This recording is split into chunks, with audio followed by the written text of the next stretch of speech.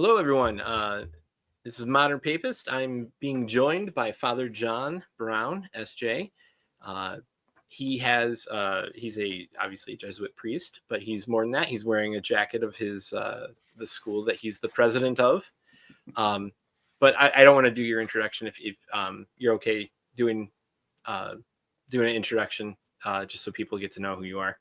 Yeah, sure. My name is Father John Brown. I am a member of the Society of Jesus, the Jesuits. I joined in the year 2000. I know we're going to be looking at some statistics about young and old priests and all these different things, but I joined the Jesuits in 2000 when I was about 25 years old. So I'm 49 years old now. I'm working as the president of Jesuit High School in New Orleans. I was ordained in 2011. So that might statistically place me in some of these charts that we're going to look at at least you'll know where I'm coming from. Yeah. All right, and so thank you for joining us or joining me discussing this, because it is nice to be able to discuss statistics, especially with someone who um, has the experience like you do, to be able to give light to some of what we're seeing in the numbers. So like what we're going to go over is the Catholic Project. And right now there's two reports that they've published. And so we are going to be going through those. And so let's pop them up.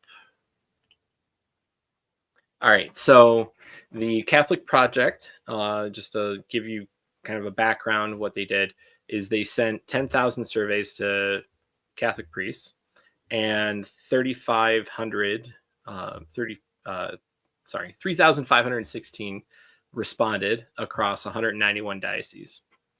And so that's what we're going to be going over. I'm going to go flip to the other to this other one, and of course I'm at the bottom, like we reviewing some of the information. But we wanted to discuss a few things in particular.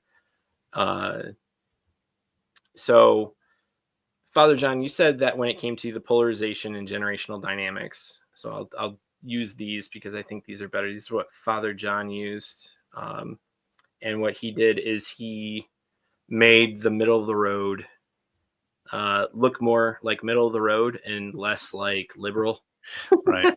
or progressive. The original bar graphs had just a lot more blue, which encompassed middle of the road, and so to me, middle of the road ought to be somewhere between the red and the blue. So I recolored it to make it look a little bit more realistic. Well, one of the things I found interesting about this chart, and it might, when you look at it, you might say, "Wow, it looks like the tide has completely turned," and I think that's probably true in terms of something has changed, right, over time. That definitely something changed, and certainly you can tell that change based on the years that men have been ordained. But I guess I want to kind of caution some of this, is that when it comes to guys who've been ordained more recently, you might see a much bigger willingness to seem, more extreme in terms of very conservative / orthodox, but that sometimes those guys who get ordained, today may not be that way 20 years from now, 40 years from now, right? They may mellow out quite a bit. And so some of this might be somewhat misleading, that, that as if like, nobody's necessarily going to stay exactly where they are all this time. And sometimes, a friend of mine described himself this way. He said, when a boat is leaning too much in one direction, you run to the other side so as to try to even it out. And so, I've noticed it, at least in some of the older Jesuits that I've known, that just in the past 20 years, their own positions about things have changed a little bit, because they kind of some of them could kind of see some of the craziness that came out of certain attitudes that they may have supported at one time, right? So I realize that liberal and conservative, labels. Okay, let's just disclaimer: nobody likes those labels. They don't really help. Blah blah blah. But we're going to use them anyway. Some of the priests I knew who might have considered themselves more liberal sort of get scared with what they're seeing now, and would call themselves much more kind of level-headed. They may not call themselves conservative, but they can think of themselves as much more level-headed than they would have been a lot earlier, when they were maybe even pushing for some of these things. And so those kind of things change with age. And so I'm not surprised that younger priests are more conservative, but also it wouldn't surprise me also that 20, 30, 40 years from now, some of those guys who consider themselves very conservative now might wind up, once they realize how this leads to, a certain portion, let's say, of sedevacantism or something like that, they may say, well, that scares me, so put me now in the category of somebody who's not very conservative, but just conservative or something like that. You might see some of those changes happen over time as well. Well, right. And it is important to note that this is a snapshot for every single demographic here. So like this all happened all at once. Like, so for example, this wasn't a tracking of, all right, so how did you feel before 1960? Whenever That's right. Like, that's right. This is, were you progressive? Were you very progressive here? It was, no, this was asked in 2022. And those that were before 1960 did state this. In fact, like the problem with this too is there's kind of a, like, you can't see the distribution of priests. Like, for example, priests that were ordained before 1960, probably an incredibly small number. Like, just in terms of like those that are still around, that were still around in 2022. That's right. Yeah. So like you're probably like 80, 85, 90 maybe. Like that's going to be an incredibly small number. The 2020 or later is going to be bigger, but it's not necessarily going to be like 1990. 1994. And maybe bigger. I mean, in the sense that there are just a lot fewer. There are fewer priests being ordained now than there were in 1960. There were a lot more priests being ordained. Now they may have some of them may have passed on to their eternal reward by now, but you're right. It doesn't show you the number of respondents in a way that would be interesting for me to see, at least. How many people? Like I imagine there's just of the priests that I know, there have been a number of people that were ordained past 2000, but past 2020, there's only a handful of Jesuits have been ordained since 2020 in comparison to guys who were ordained in 2000, And so the video that I cover this and what I do is I compare the CARA statistics but like the only problem with that is that the CARA statistics are only going to be helpful in understanding how many priests at any one time we have. Okay? So like it's not going to give us the numbers like that comparison that I did. It's not going to give us the numbers that, before 1960, how many were sampled in this, like, because we just don't have it. So let's go to the next one. So we have self-rated priest political ordination, political orientation by ordination year. And so this is, it's not quite the same. Like I don't know why it keeps minimizing. Like there's like, if you're going to use the middle of the ground, middle of the road. It kind of tracks. I mean, it kind of tracks. Well, it does, but it's the theological seems to be more dynamic than the political. And so there's a lot more middle of the ground, and then just more overall more conservative. The closer you get to today. Yeah, and that could say a lot about, in terms of like political parties, right? So it could be something like, look, I don't consider myself a far right political guy, but I always vote Republican, or something like that, where somebody would, that might color an answer. Also the parties, in 1960, the way that, in 1960, for example, Democrats were pro-life, certainly not so in 2020. And so some of that stuff might also be the very same priest or the very same idea might get you to answer the question differently, depending on depending on where you think the party is. Well, right. And like there's so like even though it asks very liberal to very conservative, and this is for those that are technical, like it's a 5-point Likert scale, but it's the idea of very conservative, kind of like, I'm only going to use this because of the color, but it's like bleeding in. Like it's like but it's becoming much more prominent. And I do think that you're right. Like there is a confounding variable that we're not seeing, and that's Mhm. like, for example, in 2024, the Democratic Party literally had abortion at its national convention, right? Right. So Right. like that's an example of an extreme action, Mhm. and it would be abhorrent to anybody, I think, wearing a collar, right? Yeah, So like, that yeah. would be Yeah. I mean, if in terms of like what if I had kind of, so I know this is still a snapshot that we're looking at. So we're not right, saying how did people feel in 1960, but right, someone who was ordained in 1960 has in their mind the space to imagine a Democratic Party which isn't necessarily pro-choice. You know, I don't have that space in my mind, even when I have evidence for it. So, like, okay, I'm from Louisiana. We have had Democrat governors who've been pro-life, right? So, John Bell Edwards was a recent governor that we had who was a pro-life governor, very pro-life. But in my mind, I can't imagine, just because I think in terms of the national politics in the country, it's yeah, hard for me to imagine Democrats not being pro-choice, right? So, even faced with evidence that my mind is in a certain space, right? If somebody were to ask me that question, it's hard for me to imagine the Democrats not being pro-choice. yeah, and like even in Michigan, because like I think we had the last, we're a purple state, um, and we have what was it?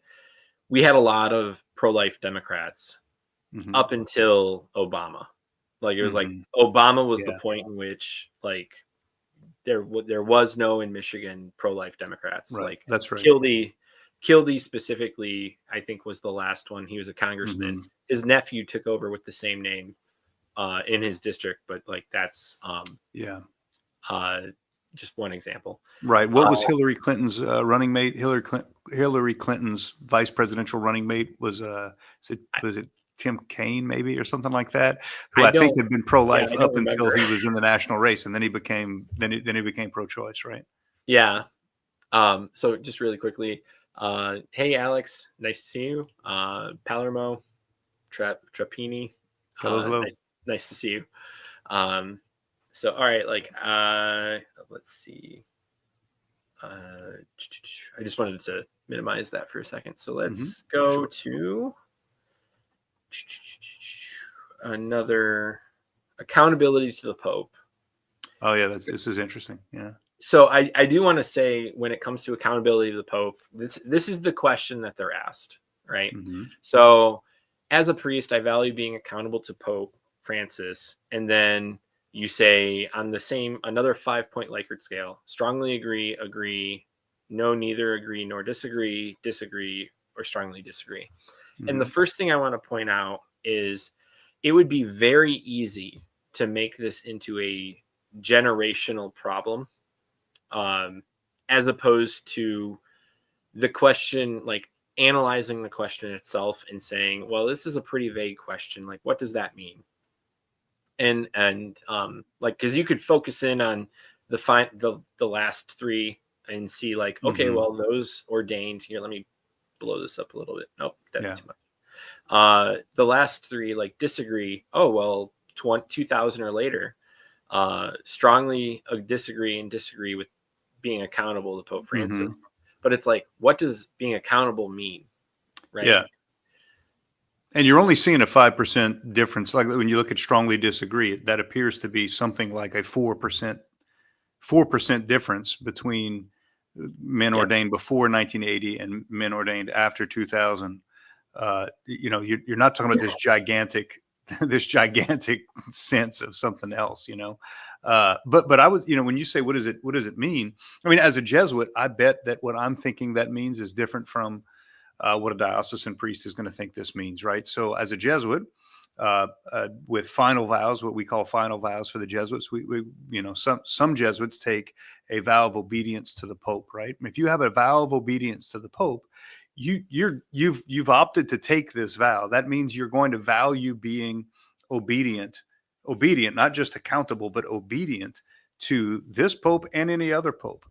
And so my answer would be strongly influenced by that idea. Like I can't imagine Right. not being obedient to the Pope. I took a vow of obedience to the Pope. How can I not be obedient? Like, why would I not value that? Just that's like saying I don't value my vow of chastity or I don't value my vow of poverty. Like, of course I do. And that's the way I would approach that question. Somebody else might look and say, well, I don't like the fact that if I said something out of line, Pope Francis might be mad. That just would be a very different way of answering the very same question. Right. And there's when it comes to surveys that you self-identify like this, where you say, all right, well, I'm accountable to the Pope, or I feel accountable to the to Pope Francis. Mm-hmm. Like the understanding sorry, the understanding of accountability comes into play, like what the definition of, just like what you said, the perspective is going to be different. So like you may feel accountable, or you may have an agreement with the Pope on a particular set of public topics that he's talked about. But like when it comes to following certain measures that he passes on, whether it be upholding the Mass or following a particular, motu proprio, or whatever he does in his official capacity, but you kind of sidestep it. Like, do you really feel accountable to the Pope at that point? Yeah. Right. Like, so it's and it takes all different forms. So that's you take a grain of salt with self-identification at Sure. for something like this, especially with the question being fairly vague, and accountable doesn't. Yeah. In a very, I think, a very real way. This does not. These answers will not boil down to a referendum on Pope Francis, right? Because Right. it's not as simple as do you like Pope Francis. This question is do you value being accountable to Pope Francis? Again, as a Jesuit, I don't know I don't know any Jesuit that would say we don't value that. Even if you didn't like Pope Francis, you still would say I value. I mean, this is the vocation I feel called to. I would have to answer that I value. I strongly value my accountability to Pope Francis. But I don't think a Dominican would necessarily have to see it that way, or a diocesan priest would have to see it that way, or what have you. Right. Is it okay if we go on to the next one? Yeah, sure. Yeah. So, all right. So we have accountability to Pope Francis by age of priest. So it's the same thing, except it's going by age. Mm-hmm. And the way they did the ages, I think that it's fine, but the color scheme is just throwing me off. So, and you kind of see like the younger priests, and it basically mimics what this is, because so the reason why they separated between when you were ordained and how old you are is because you can be ordained as like a 50-year-old. That's right. And so I think in the Archdiocese here of Detroit, I think it's up to 55. I may be wrong. It may be 53. I know it's somewhere in the 50s. Mm-hmm. But so like in your age and when you grew up and when you were conditioned by society, that's going to play a part in this. And so it makes sense that we see a very similar distribution, but not exactly the same, right? Yeah, that's right. That's right. So I don't know if you have any more thing to add, because I don't know a whole bunch of priests that have been ordained older and like later in life. Yeah. But I think you're right that this mirrors the other one closely. You get a little bit more, if you want to call it nuance, you see a few more differences there. But I wonder too that, again, this is a snapshot of what it's like right now. But I wonder how many people might have answered differently at a different time. If you had a pope, who was, John Paul II was certainly an impressive figure for the church, and he had a way of communicating that I think a whole lot of people were very attracted to, that sort of thing. Benedict XVI was more of a kind of an insider's guy, so like if you really love theology, if you really got into the liturgy, if you got, Benedict XVI, you may have felt differently about him. Pope Francis, if you depending on how you feel about the environment, Right. something like that might make a big difference there. And I would also say, like, what these popes have called people to be accountable on might also make a big difference too. So, Pope Francis has, the things he pays attention to might be different from what John Paul II paid attention to in terms of what he, where he found the need to speak up and say something very strong about. Other things he may have been a little bit less, vocal about, whatever. So all those things. Well, right, because like you have like Pope John Paul II went through World War II and Mhm. went through what do you call it? The Cold Communism. War. Yeah, like communism, Yeah. like that was a huge thing. Like, Yeah. and it's crazy to me that people will say that the Pope didn't have an influence on Poland's Mhm. the Russian stronghold on Right. Poland. Right. Like that's ridiculous. Like Yeah, because yeah. like after he left, like not 2 weeks later. Sorry, I know this is like going into history Mhm. and not quite in the stats, but it kind of like Mhm. emphasizes your point, like the time frame in which you're conditioned and what you had to Mhm. deal with, Right. like what you said, Pope John Paul II expressed the faith in a particular way because of what he was conditioned with, and then the same thing, so Yeah. Poland 1940 to um well, I actually don't know the whole time frame, so I'm not going to do Uh-huh. that, but like Yeah. and then there's Latin America and Pope Francis, right? Like Right. so Right. just That's right. very That different very time. different world. Yeah. And Yeah, I had a priest friend of mine tell me, this was back when Pope Francis was had only been a pope for maybe a year, and he described it as, he said, John Paul II saw it as his job to tell us what we still believed. Right. That there was so much confusion post Vatican II that John Paul II was like, here's what we still believe. Benedict right, XVI was very good at saying, and here's why we believe it. Like, let me get into right, why we believe these things. And Pope Francis has been, now go out and do it. Like, go out, like take our beliefs and go out and do what it, act upon the things that we really believe. And those are, I think it's maybe that's a big oversimplification, but there's something to yeah. that. No, absolutely. I think there absolutely is something to that. Oversimplified, yes, I agree Mhm. with you, but it's very. I remember seeing the meme for that, Mhm. where it just kind of showed all three of the Mhm. pontiffs Right. um, saying that. Uh, let's see. Let's go to the next one. All right, so this is a very interesting one, and from your standpoint, I think it'd be very interesting just because you're a Yeah. Jesuit. Um, and you're a religious order, but like when it comes to here with the diocese, this is a very Yeah. interesting distribution. But this is the distribution of differences in average levels of trust in the bishop by individual dioceses. And so before we get into this, there's a few caveats that absolutely need to be called out. Uh, the minimum number of 6 respondents by diocese was set for statistical purposes.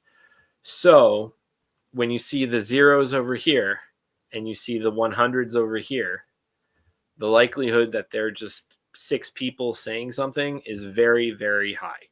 Mhm. So, Mhm. um, but then you've got like all of this, and you kind of like the distribution needs to be like, so a graph like this absolutely needs to be tempered by another graph, right? Mhm. Like you can't just take this as is because you don't know if it's like 6 guys saying something or Mhm. 100, because Mhm. we're talking about 3,500 people, 3,500 priests that answered this. Yeah, help me understand what this might have looked like. How could this have looked any differently, right? So it seems to me that you're going to get like I'm not at all surprised that I see this kind of a response, right? Right. That you're going to have some, especially if you go down as low as 6, all you need is 6 people to say something, and you make it on the chart. Yeah.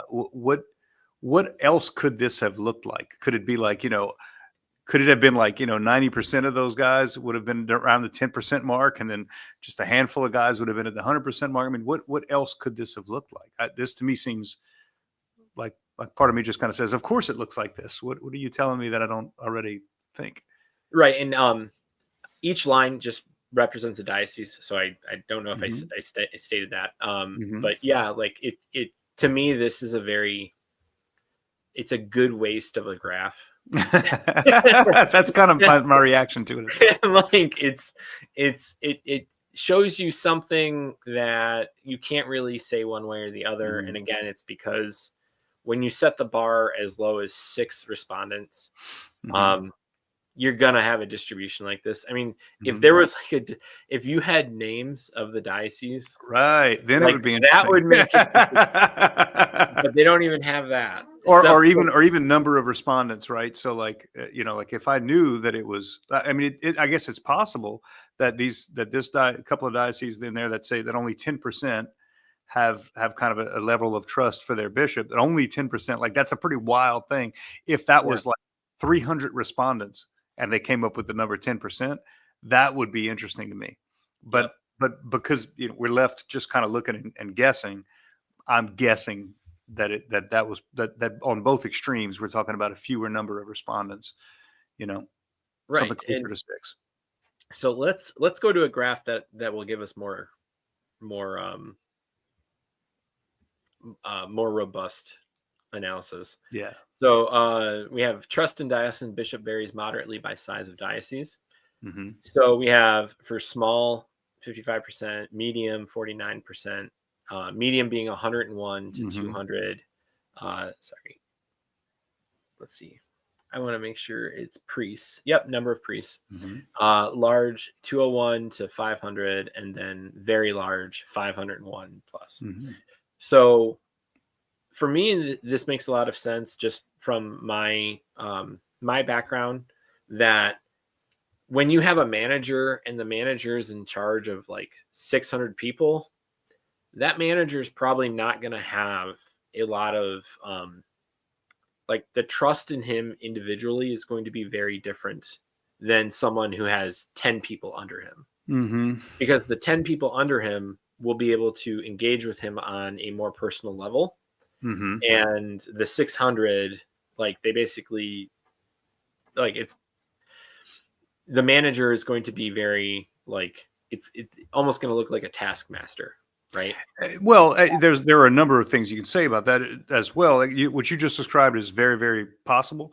It's Right. also possible Yeah, I'm that not saying it's definitive. Yeah. yeah, but it's also possible too that the kind of man that gets appointed to a very large diocese is the kind of man that that can manage from far away without micromanaging, and that leaves a lot of priests feeling, like oh, we got one of these disconnected guys. We got one of these guys who Right. doesn't really care about what I do at my parish, and therefore I don't have I don't put a lot of trust in a guy who doesn't know anything about me.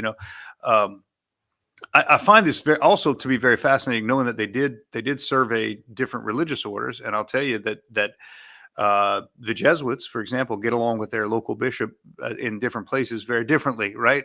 Right. You have some places where it's very clear the bishop is not impressed with the work that the Jesuits are doing in his diocese, and you have other places where the bishop clearly loves the Jesuits, and for very, very different reasons, right? So, Right. you have I happen to know some cases where the local bishop loves the local Jesuits, but doesn't like the Jesuits in other places, doesn't like the Jesuit order, but loves the local Jesuits and goes to visit them, goes to them for spiritual direction, goes to them for confession, goes to them for all those kinds of things, but doesn't like the Jesuits in general, right? And just likes these guys that are in his diocese. So you have a big variety of different experiences that at least the Jesuits have of their local bishop.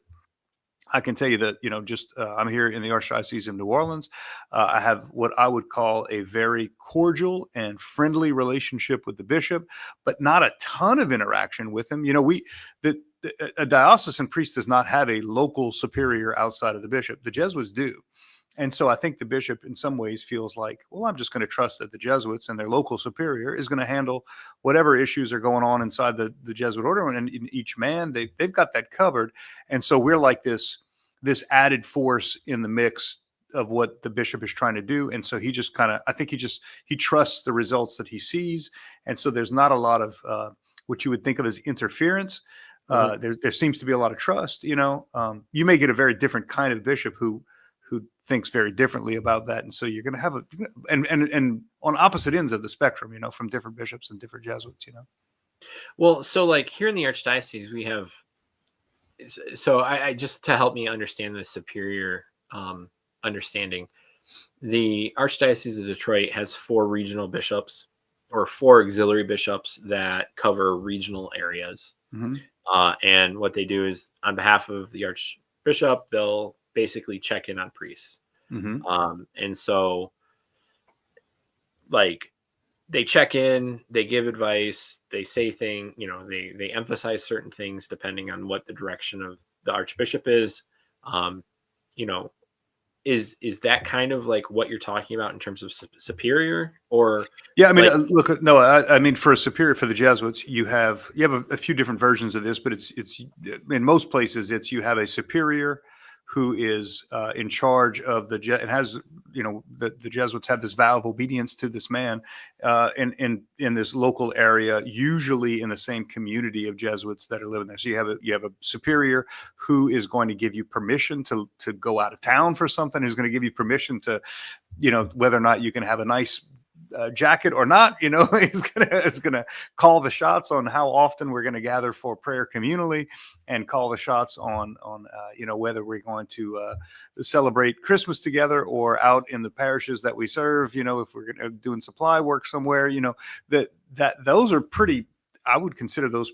You'd better trust your local superior, or else there's going to be a pretty big problem. But you're going to know that local superior so well because you're very likely living with him. You're very likely eating supper with him all the time. You're very likely working out your calendar with his to see who's covering what masses, all that kind of stuff. I'll tell you, I talk to my local bishop 3-4 times a year. I bump into him in different places unless there's a real problem. And then we talk a real problem, not necessarily a problem with me, but like, something that needs to be decided or something that needs a lot of attention, in which case the bishop has been very, very good at being, communicating with us and working through things. And I have his personal cell phone number, but I don't call it.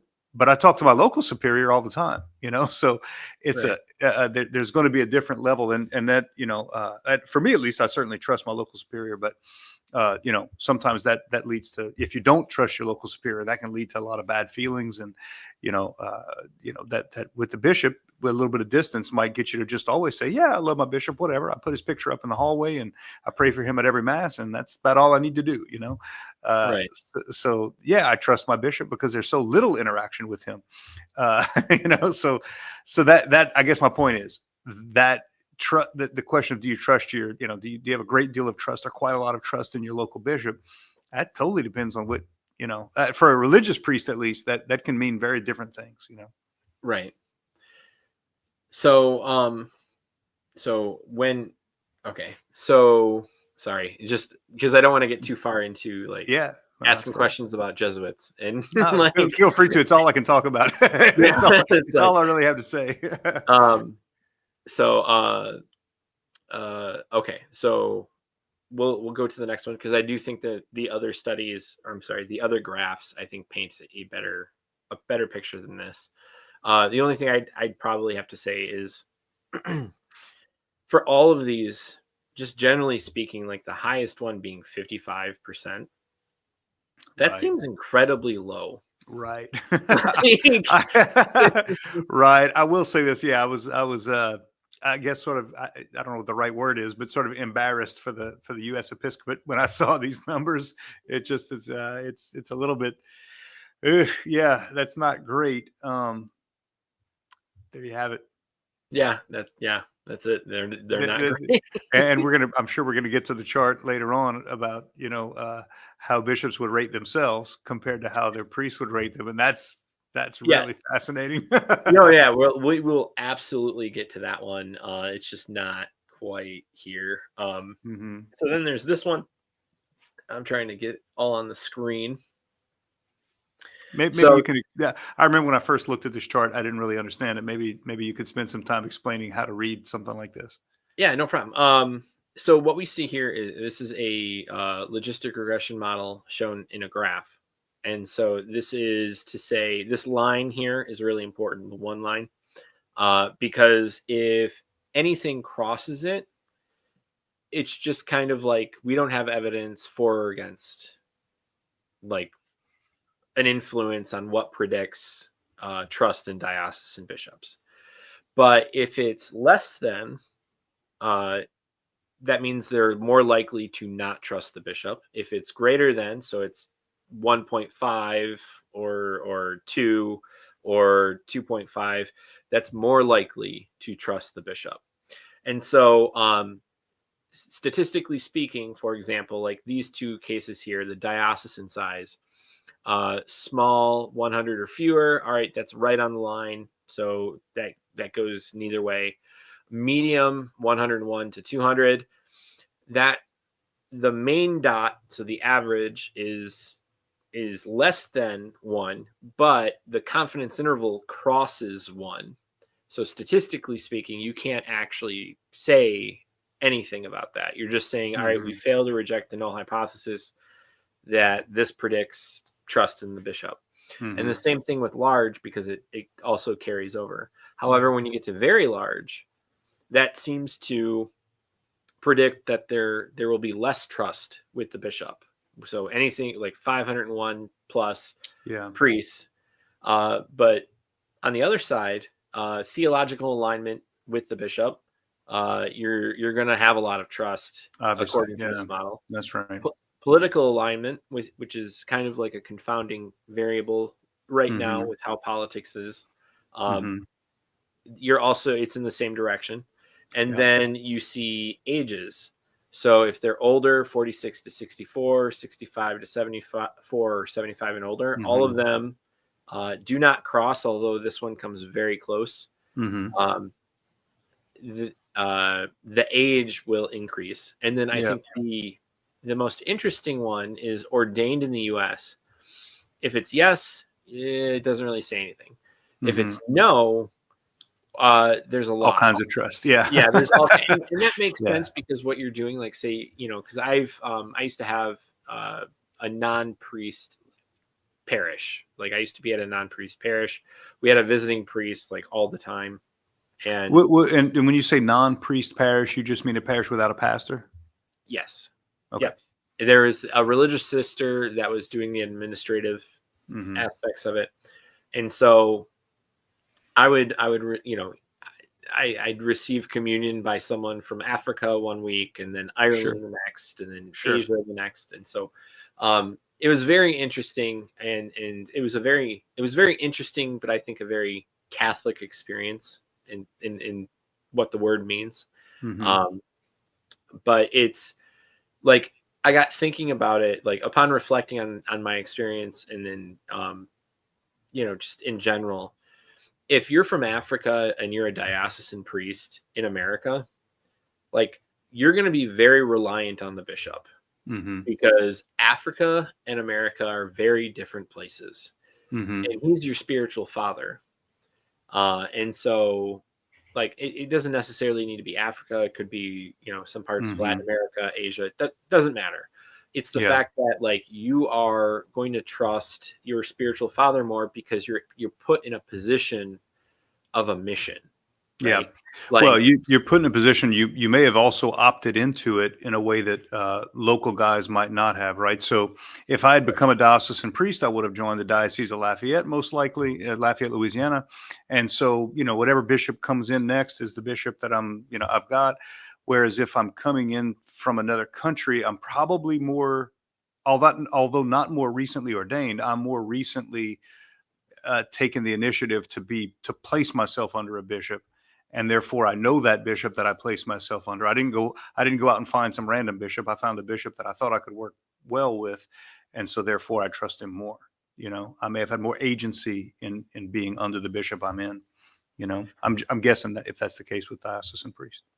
Yeah, and no, I think that, because, like, the part of this is just it's conjecture. You're not you're speculating, but you're speculating from an educational standpoint, and so, like, you're not just throwing out random ideas. And I because this isn't something that's causal. Like, logistic regression is inherently not causal. Like, you can't show causation, and so there's a certain level of well, we need to kind of massage Mm-hmm. the understanding with this Yeah. to pull out possibilities as Yeah. opposed to saying this means that. Yeah, I see. There's a couple of comments in the comment section. I just want to make one point that Palermo Trapani says. I think that might be, and I think he's talking about the trust in the diocesan bishop. I think that might be due to younger priests wanting more chant, incense, return of communion rails in parishes, and some bishops pushing back. I think Palermo is spot on for a lot of guys. But I would say this: I don't think it's only that. I do think that there are some older priests who are less needy socially and spiritually and all that kind of stuff, and so the bar gets lower. I've seen this a bunch of times, that the older a priest gets, the more settled in he is with like less with less than perfect relationships in his life, and that there's a high, almost idealistic desire for the perfect bishop, and this applies to superiors as well, the perfect superior, the perfect everything when you're younger. And it's like, it pains you when it's not right. It pains you that you don't have, that your superior doesn't get you, or your diocesan bishop doesn't get you, doesn't understand you. And the older you get, you're like, yeah, we don't have to agree on everything. We're fine. Yeah, I trust him, whatever. Even though we're on different pages, I trust him. That kind of can come with age sometimes. So I think Palermo's right for a lot of people. But I think also the age thing it might encourage more trust, just because you're just more seasoned, I guess, in a way as well. That could be part of what's happening too. Well, yeah, and yeah, I mean, I don't really have much to say about that. But I would, yeah, I don't have much to say about it. So thanks, Palermo, for the comment. Yeah. So let's go to the next one. So this next one is, I mean, also not surprising. yeah. Probability of trusting the diocesan bishop. So this is what it basically does is it limits it. How well do you? So the blue line is how well do you and your bishop align on theological matters, and how well do you and your bishop superior align on political matters. And so what they did is they took this I'm assuming this is what they did, because this is what I would do. Mm-hmm. Is they took these 2 points. They're like, these are statistically significant. All right, let's see where they cross, because you can convert logistic regression to a probability, and that's what they end up doing with this. This is where the probability is. So not well at all, not very well, moderately well, and very well. And then we see it at 60% or about 60%. That's where it converges. Mm-hmm. So it's like very mathy to say. It's just a different way of saying this. Yeah. Right. So, but like you said, it's very intuitive. Mm-hmm. So all right. So, well, these were some hard statistics to look at. This is where it gets kind of hard. Yeah. So this is figure 9 in the initial report from the Catholic Project. We've been on the same one the whole time, but the topics kind of change. Mm-hmm. I personally experienced sexual harassment or abuse or suffered sexual misconduct. And so 85% of those priests, of 3,500 priests, said no, but 9% said yes. And then 6% said unsure, prefer not to answer. And then they have a quote from someone. So personally, I am a victim. I was sexually abused while I was in seminary. So yeah, it is a very, it's a very hard thing to kind of wrap your head around. Is like I didn't have this experience, so or any of that type of experience. So I can't fathom being put in this position. Yeah. But as someone who's in the laity, when I look at the 9% and 6%, and and I said this before the meeting, but I do think it's worth saying again, is there's a sense of admiration for those that they continue on and they follow the calling of God to be priests and not drop out, right? Mm-hmm. So that doesn't cover everything, but like I think from me like looking at this, it's like, okay, well, if it's true, like personally I'm a victim and from seminary, Yeah. Yeah. and they still got ordained, like that to me is like a very admirable thing in terms of like following the call of God. Yeah. Yeah. I mean, just thinking that it's, it's close to 1 in 10 priests. That's what's so hard to see. And I know, listen, that there are all kind of statistics out there that say that Catholic priests are actually less likely to abuse than I always the numbers I always see are like compared to stepdads or compared to whatever, like the Catholic Yeah. priests, or compared to other religions and all this kind of stuff, or choir directors, whatever. But this is just hard because it immediately comes to mind, that we ought to be trusting of the men who are either forming us, and I'm guessing in some ways this might be like seminarian to seminarian abuse somehow, or this could be So I'm sorry. professor I to said, I'm sorry, I said the wrong thing. So this is here, but Mhm. we asked priests to agree, disagree, or choose not to respond on the statement. I personally experienced sexual harassment or abuse or suffered sexual misconduct during my formation Yeah. or seminary, Yeah. which is crazy to think about. Yeah, that's what I find so hard. And of course, like, okay, so when you're in seminary, you're a little bit younger, maybe you're more vulnerable that way. Maybe there's the power dynamic make it, just make you more of a target. Maybe I don't know, maybe these predators find you more, better looking when you're younger. I don't know. But all I mean, of it yeah, is just like, sickening. All of it's just very sickening when I see it. It's just bad. well, yeah, absolutely. Because I mean, like, and that's why, like, I mean, imagine, because I'm looking at it from a lady's standpoint, and like what I Mhm. see, um, you know, when someone says, "Well, you go out," say some sort of slur about children, right, towards Mhm. priests. Yeah. Like, imagine being a priest Right. in this area, Right. and it's like, dude, you have no idea what you're talking about. Right. Like I was a Right. victim too, and Yeah. so like Yeah. this idea that like we don't Yeah. like I do think that this is one of those figures that should get more attention than it does, because you know we talked a little bit about this. Joe Heschmeyer, I really like Joe Heschmeyer. He talked about some of the statistics that we talked about from the beginning, um, about political and theological statistics of Mhm. conservative, orthodox, liberal, so forth.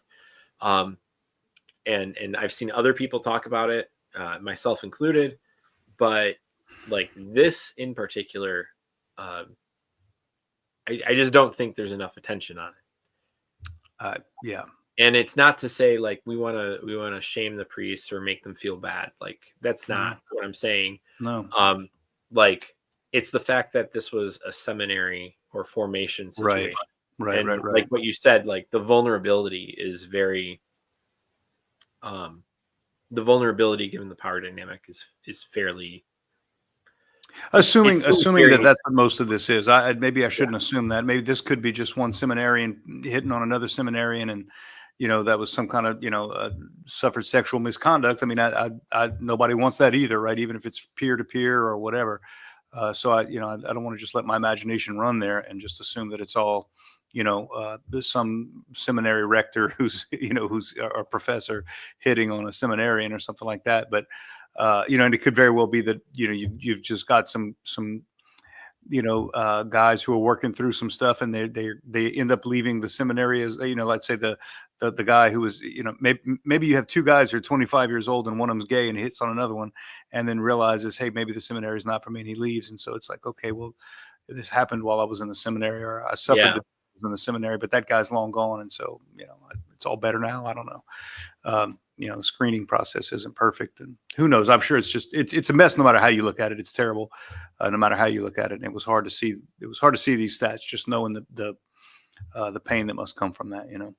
yeah. And you saying like 1 out of 10, like that's Yeah. significant. Yeah. So just to, I guess, kind of backtrack a little. So, can you show the pseudo R2 and ROC curve? So, I don't know what that means. so those are stats. Those are stats terms.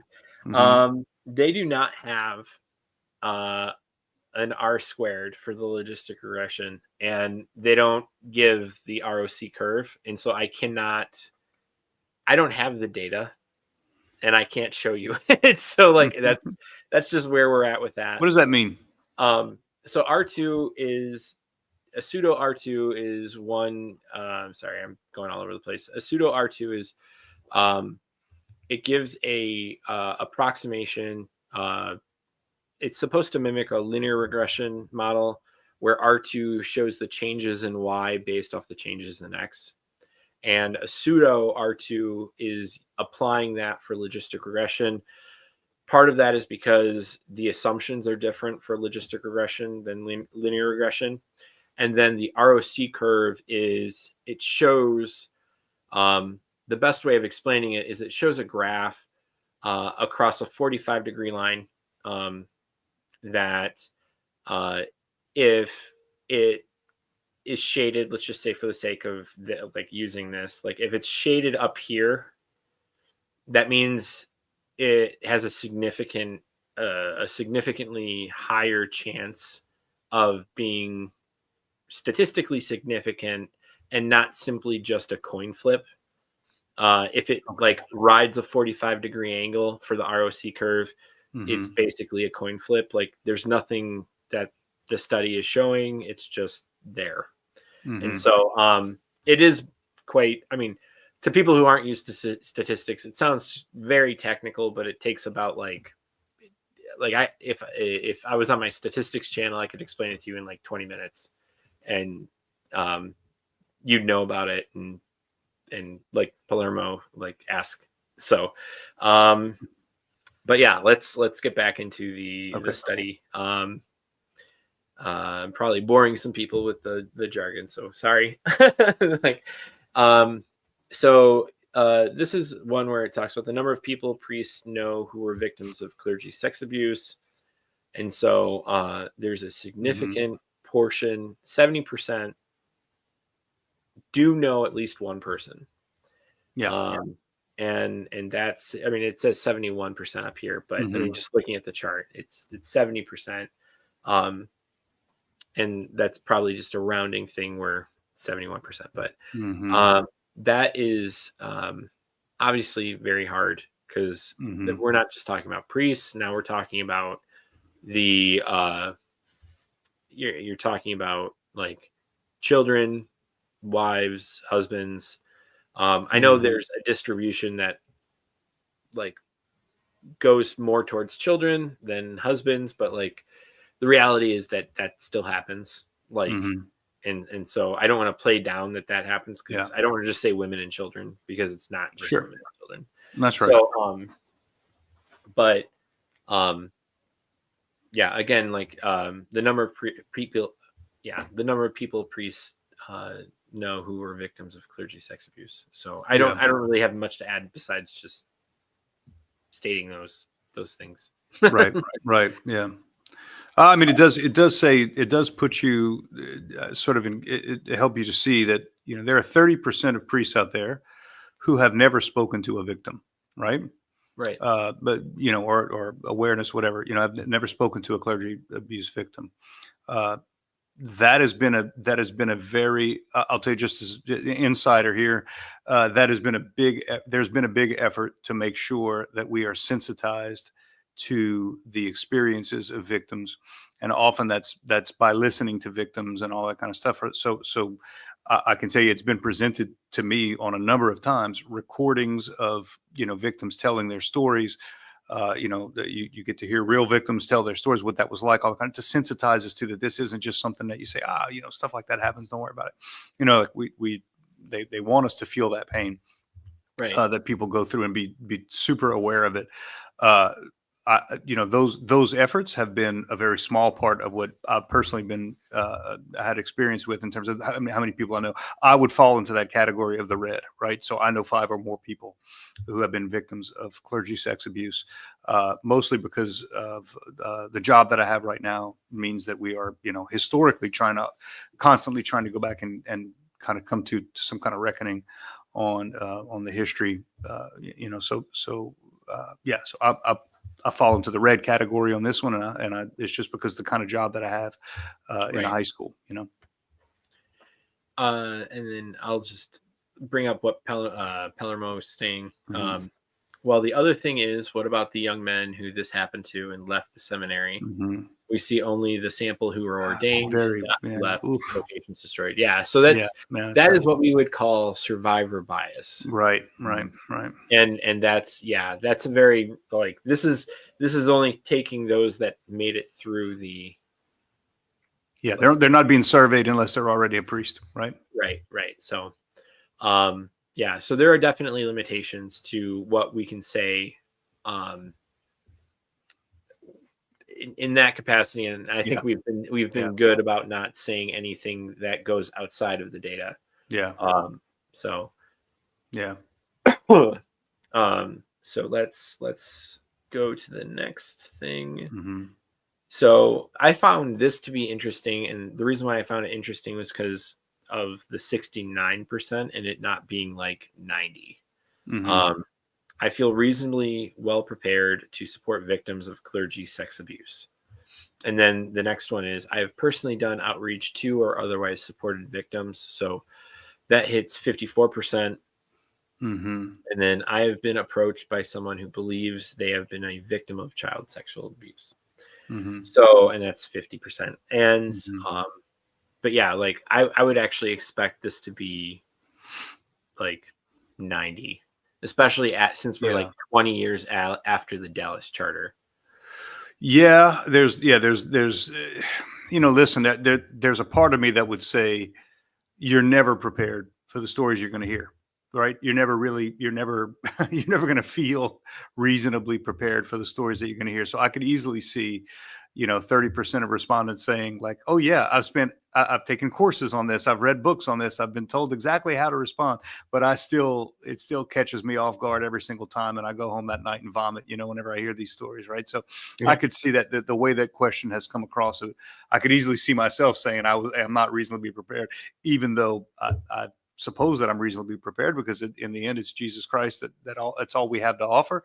And I think Jesus Christ is sufficient to offer, that everything that Christ means to us is a potent weapon in helping somebody reconcile, with their past and come to some understanding in a way that leaves them healthier than before they did that. Right.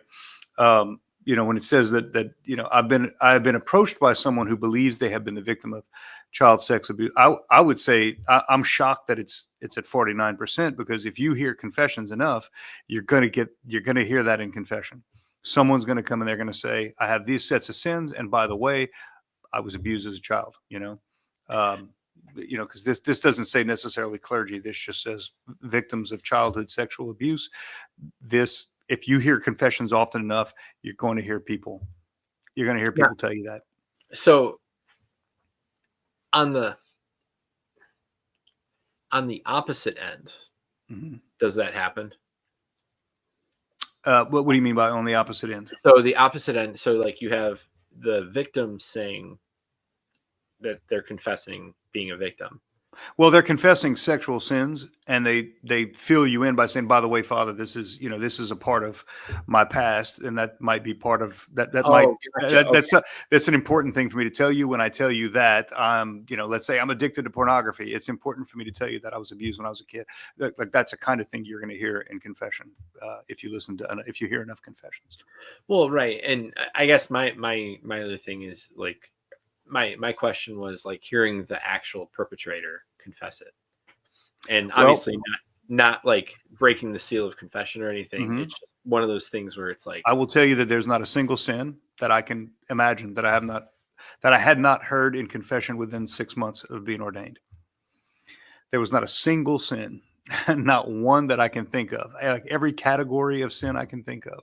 I heard. Now, listen, the place where I first served as a priest was I was in San Antonio for a little while, and then I was in El Paso on the border with Juarez, Mexico. And so, you had military guys who would go into Juarez, get into all kind of weird trouble, and come back and confess on their way back, on the way home Oh my God. from a bender or Oh whatever, my God. Then I'd have priests come over the border, and they didn't want to confess to their guys in their diocese, so they'd cross the border. And the church I was at was literally, I mean, half a block from the foot of the bridge, and so you'd have that. I had police officers, like Mexican federales and Mexican police officers, who didn't want to confess to local priests, and so they would cross the border and confess to. So like we just had, we're talking about a place that was averaging I think something like 8 murders a week in the city of Juarez, and so we heard just everything there was to hear, just absolutely everything there was to hear, and I heard it all in no time. And I mean, we're talking about murder and sexual sins, but I mean, there was everything I could conceive of. I remember the bell going off in my head when I heard the last one that I hadn't heard. It was like, you win a prize. You've Well, yeah, like it's, I mean, not, yeah, like, I mean, yeah, that's probably really intense sometimes. And it was for like, me. It was Yeah. for me. It's a brand new priest. Now, Starscom says Cannibalism too. Well, I can only say I can't say everything, but I can't talk about everything. But I'll just tell you, there was not a category of sin, a category of sin that I had not heard somebody confess. Yeah. Yeah. Okay. So yeah, thank you for sharing that. Because I mean, like, bringing it back to the study, Yeah. it does. I think that's now, like, how hesitant are priests at wanting to divulge even general information from confession? Well, I mean, so the rule is we're not supposed to uncover anyone's sin, right? So I have to be very careful what I say, that I don't in any kind of way. Here's one of the stories they tell us when they're preparing us for this: is they say, there was this priest who at his at a party celebrating his 10-year anniversary of being ordained, and he says, I'm not going to say who, but I'll tell you, the very first confession I ever heard was some lady talking about cheating on her husband, and I was just like so shocked, and then little did he realize, but that person was at the party telling everybody, hey, I was the first confession he ever heard. So like they tell us that, like, even if you think you can get away with, like, I'm not going to reveal who it was, but somebody confessed to me, whatever. So that there's very much, you got to be very careful that you don't uncover someone's sin. Now, I can tell you that I've heard lots of people confess. For example, I can say I've heard a bazillion confessions, and a lot of them were women confessing abortion. I don't think that in any kind of way gives anybody the information they would need to put 2 and 2 together and find out that Susie Q, or whatever her name is guilty of something like that, right? So we've just got to be very, very, very careful that we don't give anybody enough clues to be able to put 2 and 2 together. Okay, so that's what I thought was the case, and I've talked with Father Eric, my pastor, about it. Mm-hmm. But it is interesting just to ask different priests, like, their perspective on it, and how, basically how you explain it. Yeah. I think some mistakes you'll hear, somebody will say, like, look, I hear confessions all the time, and 90% of the people who confess to me say X, Y, or Z. And then it's like, well, wait a second, that is too many dots, right? That you make it to, what about that line of people? And you're saying that all these people are going to confess that sin, whatever that is. Yeah. So you just have to be very, very careful not to talk in any kind of way that gives somebody the dots to connect and make connections like that. So, okay. So getting back, sorry, just to stand back sure. with that. Sure. So thank you. First off, like, thank you for answering that question. Yeah, no problem. So this is the last graph on this report, but then there's this report, which is the second report that they have. I'm going to skip throughout here, but I think this is very notable to bring up, and that's Well, it's kind of what we were actually, just talking about, the mental stress of being, of even just of hearing confessions, for example, or of, yeah. or, or, suffering something terrible in the seminary and then having to then work with abuse victims or something like that. These are the kind of things that can burn a person out, I believe. Well, right, and there's a gosh, any burnout. What does any graph shows the proportion of priests who report burnout in ministry, cynicism, feeling emotionally drained, or feeling worn out after Yeah. ministry work. Mm-hmm. Indicators replicated from the Flourishing in Ministry Survey 2018. Okay. Mm-hmm. And so so I forgot, let's see, here we go. Our study finds that 45% of priests report at least one symptom of ministry burnout, which is unevenly distributed between diocesan and religious priests, and only 9% exhibit severe burnout. So, the blue being severe, but Mm-hmm. like I know, like the priest that was like at our wedding. So Mm-hmm. I don't say marry us because that's not technically true. I know what you But mean. the but it's the priest Yeah. at our Yeah. wedding. He is in charge of 2 parishes, and Mm-hmm. he's been in charge of 2 parishes several times. Yeah.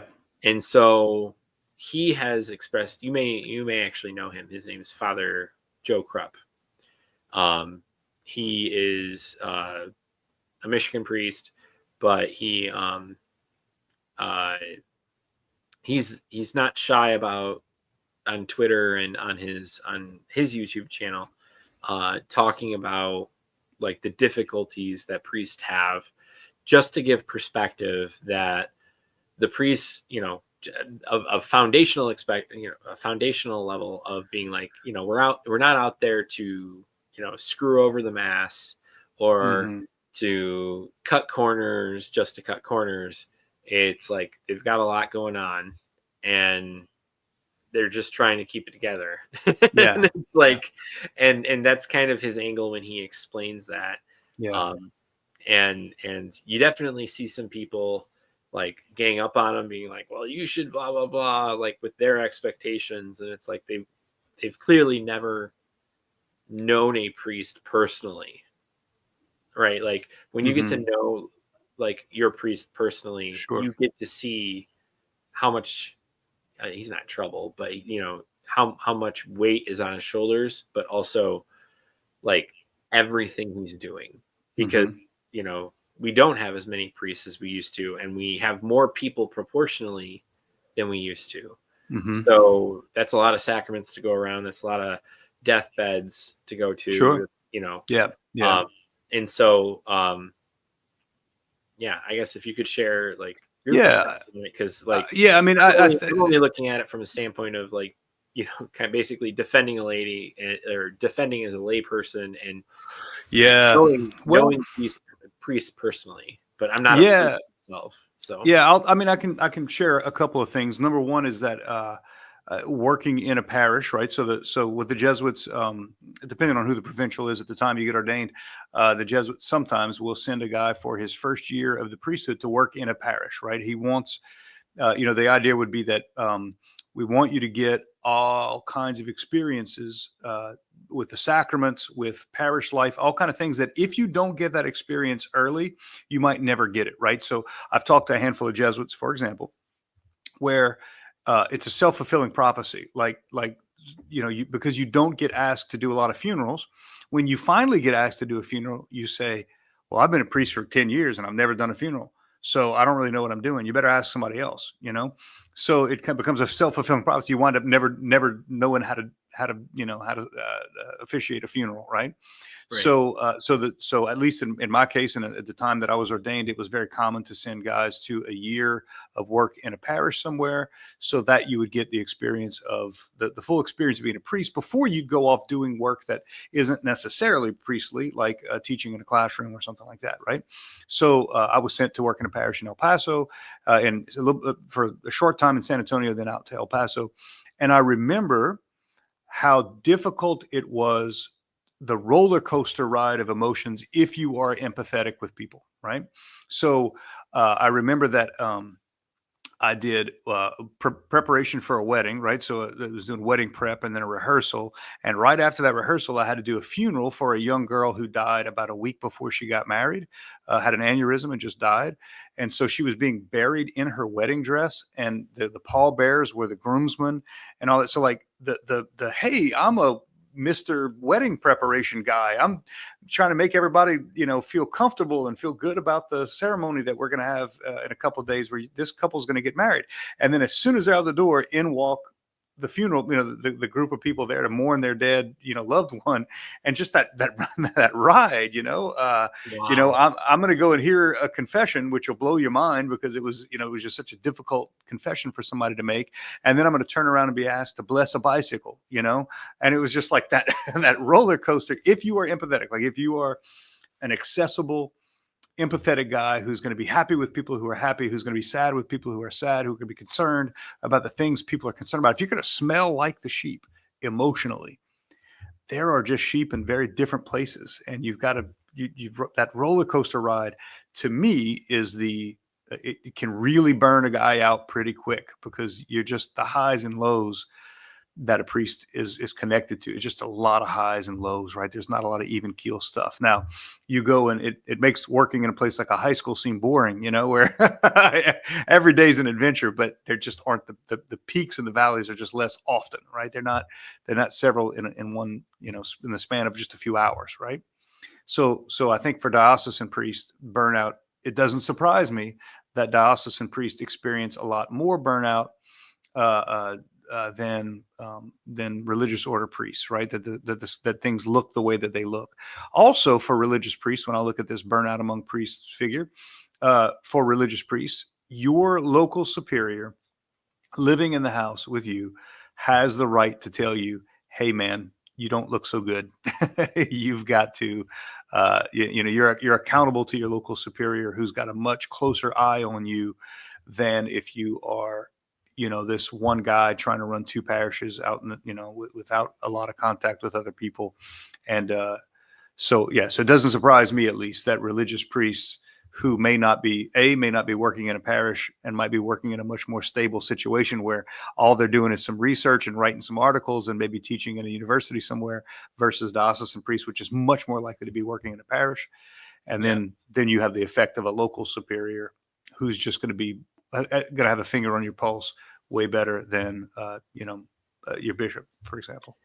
Well, yeah, and like I think when it comes to like exactly what you said about the parish, like the diocesan priests, they're kind of like the baseline priests. Like when people think of priests, unless they've had a lot of exposure to religious priests, that's the priest they experience or they imagine. And it's not just because, like religious priests are kind of like an exception, not to demean in any way. Like no, listen, I feel for diocesan priests. I feel for these guys because there's, chances are very high that they're going to be on that roller coaster on a regular basis. That's just pretty tough. And I also want to say too that like the kinds of jobs that religious priests have. For example, I have a senior staff, right? So I've got a CFO who really knows what he's doing. I've got a principal who really knows what he's doing. I've got a head of maintenance who really knows what he's doing. I don't have to be the guy who knows all those things, and not everything is riding on my own abilities there. You have a lot of diocesan priests who are like, it's them and then some church mice and a handful of volunteers, and so it can be. No, you're absolutely. That can be really tough. There's kind of like getting stuck with the people, right? Like, like maybe you just don't have a high volunteer turnout parish. Well, that's going to really suck for the priest. That's right.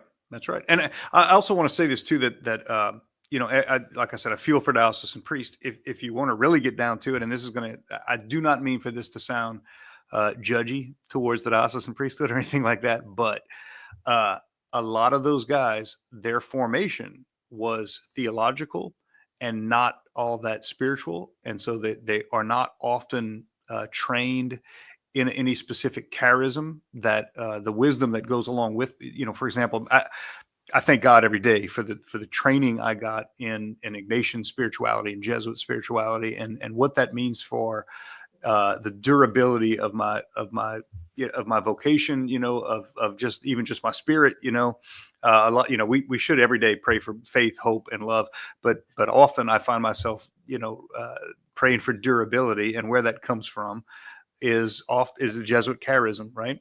Okay, so you have a lot of diocesan priests who, whenever they have a problem, sometimes the counsel that they receive is, well, you should just go pray a rosary, and I love the rosary. Everybody ought to pray the rosary, but I don't know that that's going to help as much as these tried and true charisms that religious orders can lean on.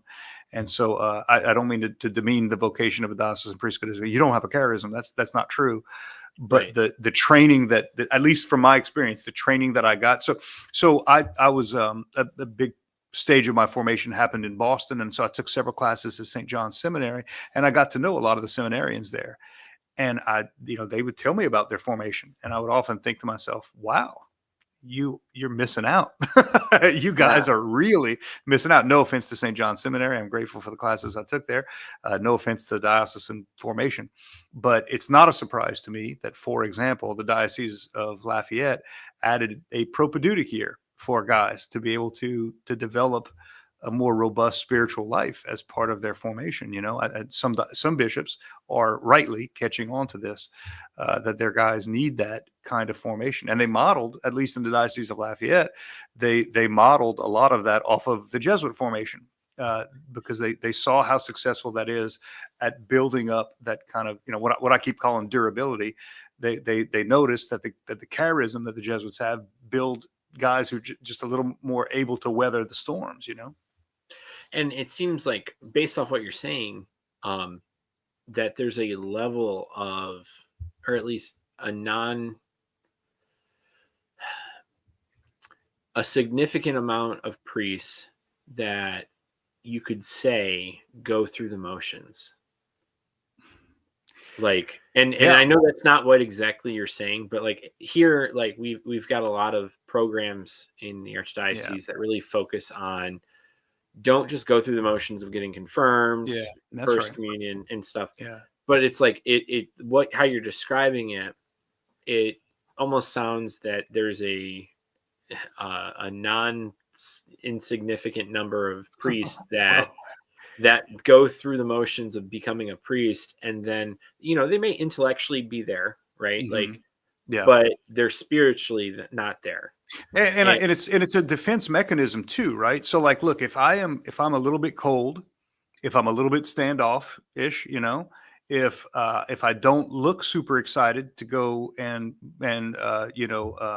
bless your bicycle or whatever, right? If I'm a little bit hard, that way, you're going to ask me to do a lot less, right?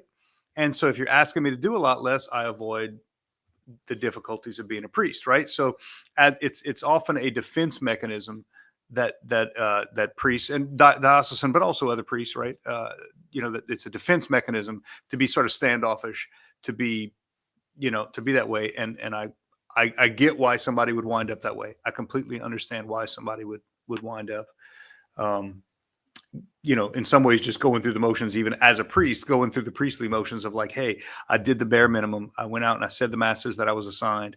I filled out my paperwork for the diocese. I balanced the books.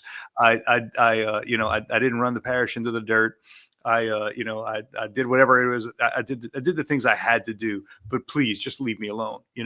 If you've met a priest like that, just know that he's defending himself from that burnout and that emotional roller coaster, Yeah. So let's go to chat for a second, just because we've got a few. Sure. Do you think burnout is made better or worse by priests moving around versus keeping assignments for decades? Well, I don't know. As a priest, as a Jesuit, I got moved around a lot for the first 15 years as a Jesuit, right? So I don't think I lived I don't think I ever had I was never any place for more than 3 years, right? So the novitiate was for a couple of years, in which I moved around a lot, even during the novitiate. First studies were in St. Louis, but that lasted 3 years, and I was moved. Even while I was there, I would still spend summers doing other things. I did Regency a year in Mexico and 2 years in Tampa, Florida. Then I was in Boston for 3 years, and I was in El Paso for 1 year. A lot of that moving around is like, can be refreshing, right? It can be like you get a fresh start.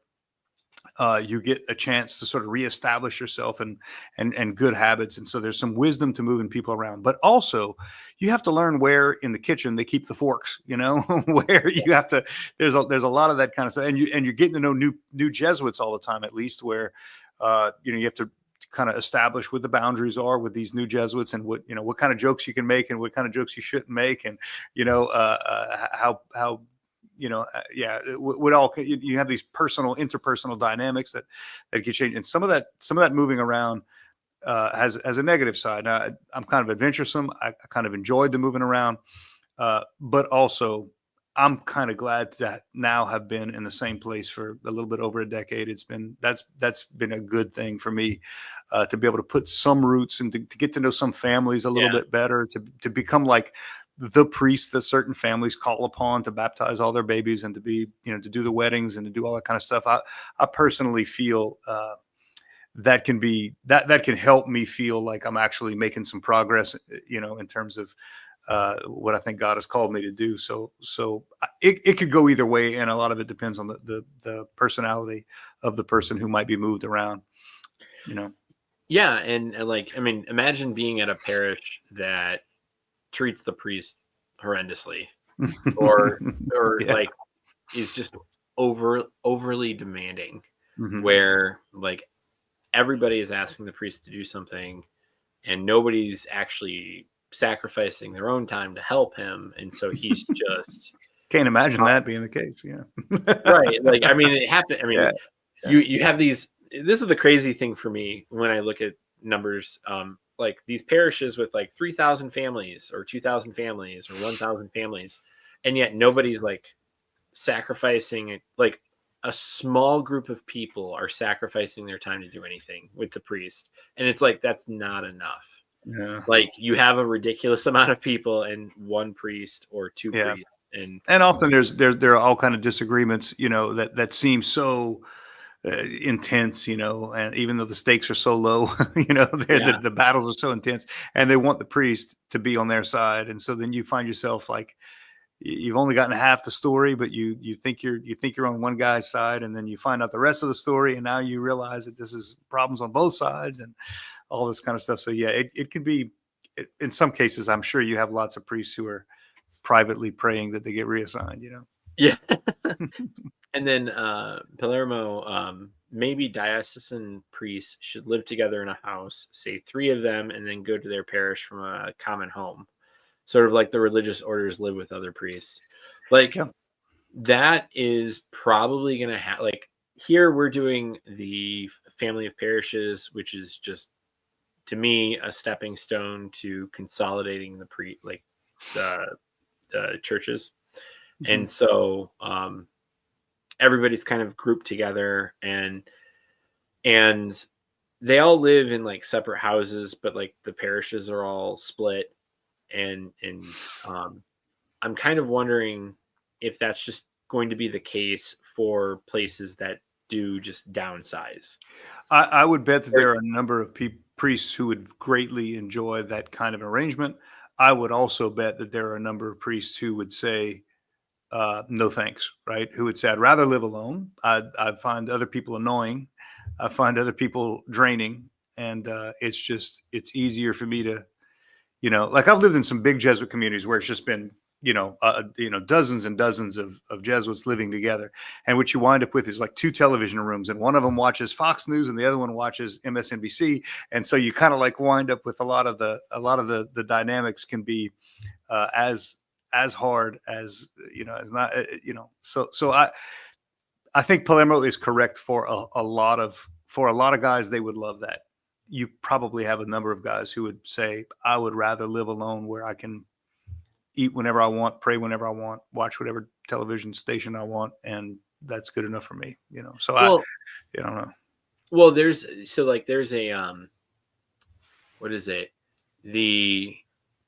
If you have a priest, so say you have something like COVID happening, right? And so COVID happens, and people shut down, and priests, like several priests in, like, say you're in a vicariate, so Mhm. like a small regional area, um, where a grouping of parishes, and you're the only one that like holds the doors open. And this happens a lot Yeah. across different dioceses.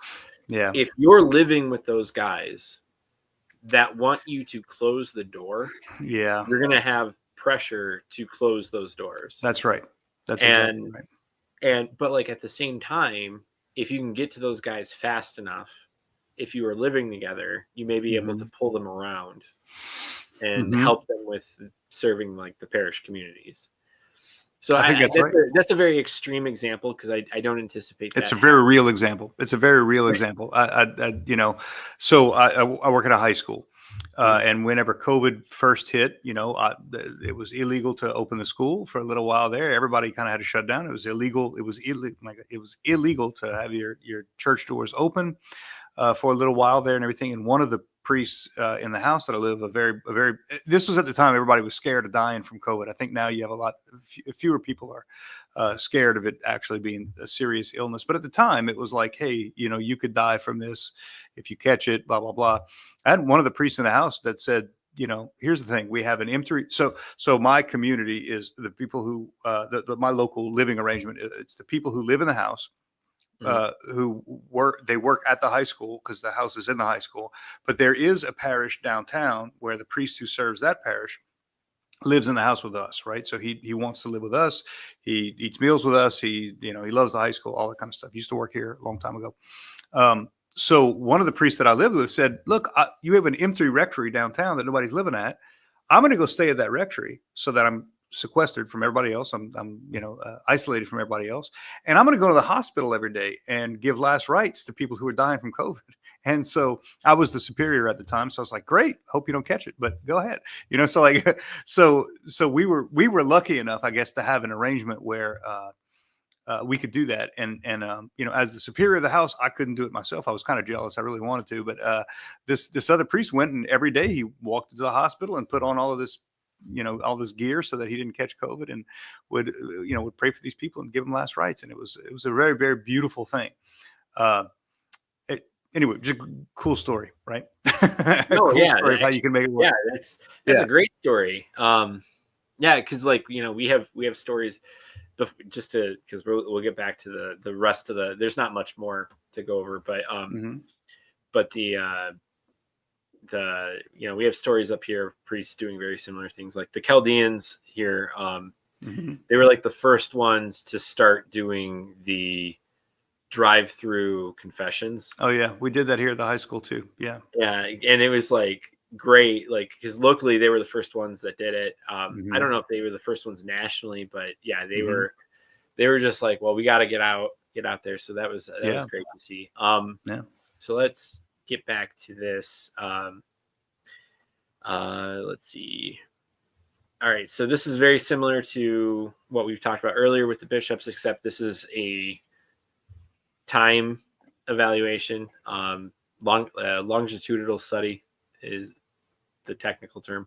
Hmm. But the trust in the diocesan bishops over time. So Hmm. 55, 63, and then in 2022, Yeah. 49. So 2001. I mean, I wonder if is that snapshot encompassing the sort of big scandals that broke in 2000, 2001, 2002.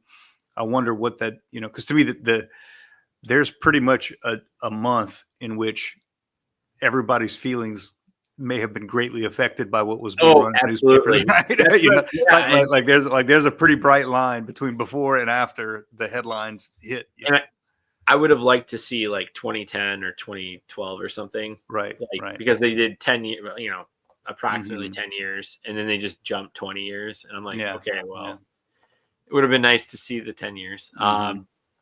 So let's see. Priests' confidence in their leaders. So confidence in major superior, religious priests only, 67%. Mhm. Confidence in diocesan Mhm. priest only, 49%. Yeah, Confidence in U.S. bishops in general. So that tracks with politics as well, right? It's like not everybody, but lots of people are okay with their own senator, but they don't like the Senate, you know? Yep. Like the USCCB does not have a good like track record, Right, like right, with people on both sides right, of the conservative and liberal right. descriptions.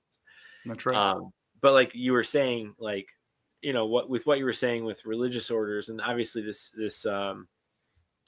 incorporates more than just the Jesuits, but like Hmm. the Dominicans, Franciscans, and all Yeah. them. So I don't know how their structure is, but based off what your structure gave, yeah, that would make a Hmm. lot of sense that the superiors would have a more personal relationship with. Yeah. I mean, look, we've all, we've all made the spiritual exercises of St. Ignatius Loyola. And if you've been around long enough, you'll have done it twice, right? 2 30-day silent retreats based on the exercises of St. Ignatius Loyola.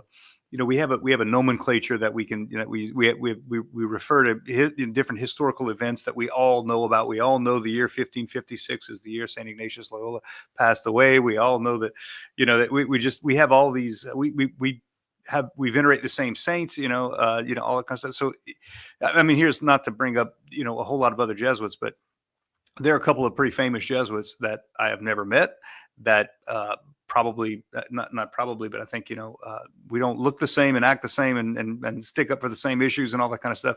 And yet, I can't help but think that if we were sitting next to each other on an airplane, we'd have lots to talk about without getting into an argument.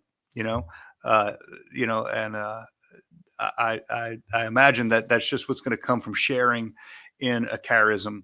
You're just going to have more trust in anybody that shares in that charism, and that's going to include your religious superiors and your major superiors and that sort of thing. That's going to dwindle, down to, I guess, even geographically, right? So like, you're going to trust a Michigander more than you're going to trust some crazy Cajun from South Louisiana, right? Or something like that, right? So I mean, it depends. That absolutely depends yeah. because we are crazy here, and we Uh, have recently voted for some really terrible things. okay. So and I do look at political voting as an expression of one's internal belief.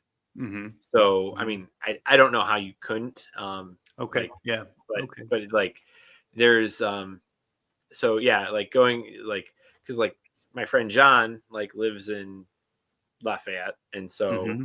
um, I would trust him. I've literally never met him in person, You but need like to we you need talk to on the come down phone. here. You need to make a trip down to South Louisiana.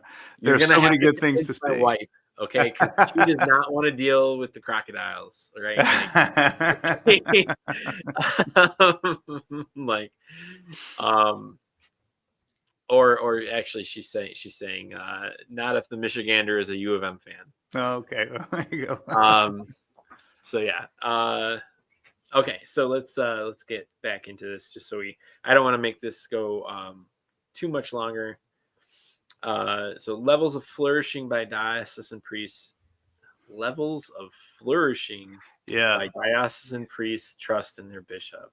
Yeah, this thing really threw me for a loop here because they're using the Harvard Flourishing Index, and I, as somebody who studied ancient Greek philosophy, I'm sitting here thinking eudaimonia, and I'm like, so like, there's I think this is one of those ones where I'm like, I don't know what they're talking about.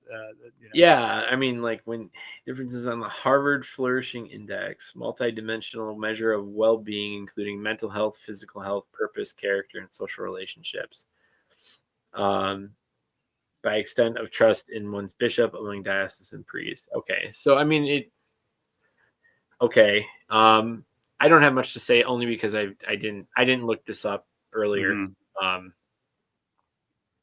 but okay, based off that standard, because that's basically what it is. It's a standard. Um, Hmm. they have a lot of trust, Hmm. but we'll see how that doesn't make a lot of sense later. Yeah. Right. Right. Like we haven't gotten to the very funny one, the Right. the Yeah. funniest graph in this entire Funny, funny, sad, I guess, but yeah, funny. thing. So, all right, domains of all right. So we're gonna just keep going on. Um, well, I guess this one kind of splits it up a little bit. Um, Domains of flourishing and diocesan priests trust in their bishops. Y-axis represents total score among each of the 5 dimensions. The Harvard Index presents diocesan. How much debt? Okay, so total score. Okay, I'm gonna just move on because that still doesn't say a lot. Yeah, right. So okay, we're just gonna move on. So priests. So this we've talked about this a little bit, but priests' sources of social support. So lay friends, 93%, family, 88%, parishioners, 87%, the leader of one's religious institute for religious priests, 80%, fellow priests, 73%, and the bishop of a priest diocese. Diocese. Why am I saying it that way? I don't understand. So is this what you would expect given your experience, like this kind of layout? I don't know. It's sort of hard to say. So first of all, I'm from a very, very large family. I'm the 10th of 12 children, right? So like I have a bunch of siblings. Wow. Yeah, I have a bunch of siblings. I've my sense of family is very, but I also I don't know that I lean on them for support exactly. We keep in touch, but I don't know that I lean on them for like social support. Same thing with lay friends. But I know some Jesuits who absolutely do, right? I know some Jesuits who for them it's very, very important to have very close relationships with lay friends.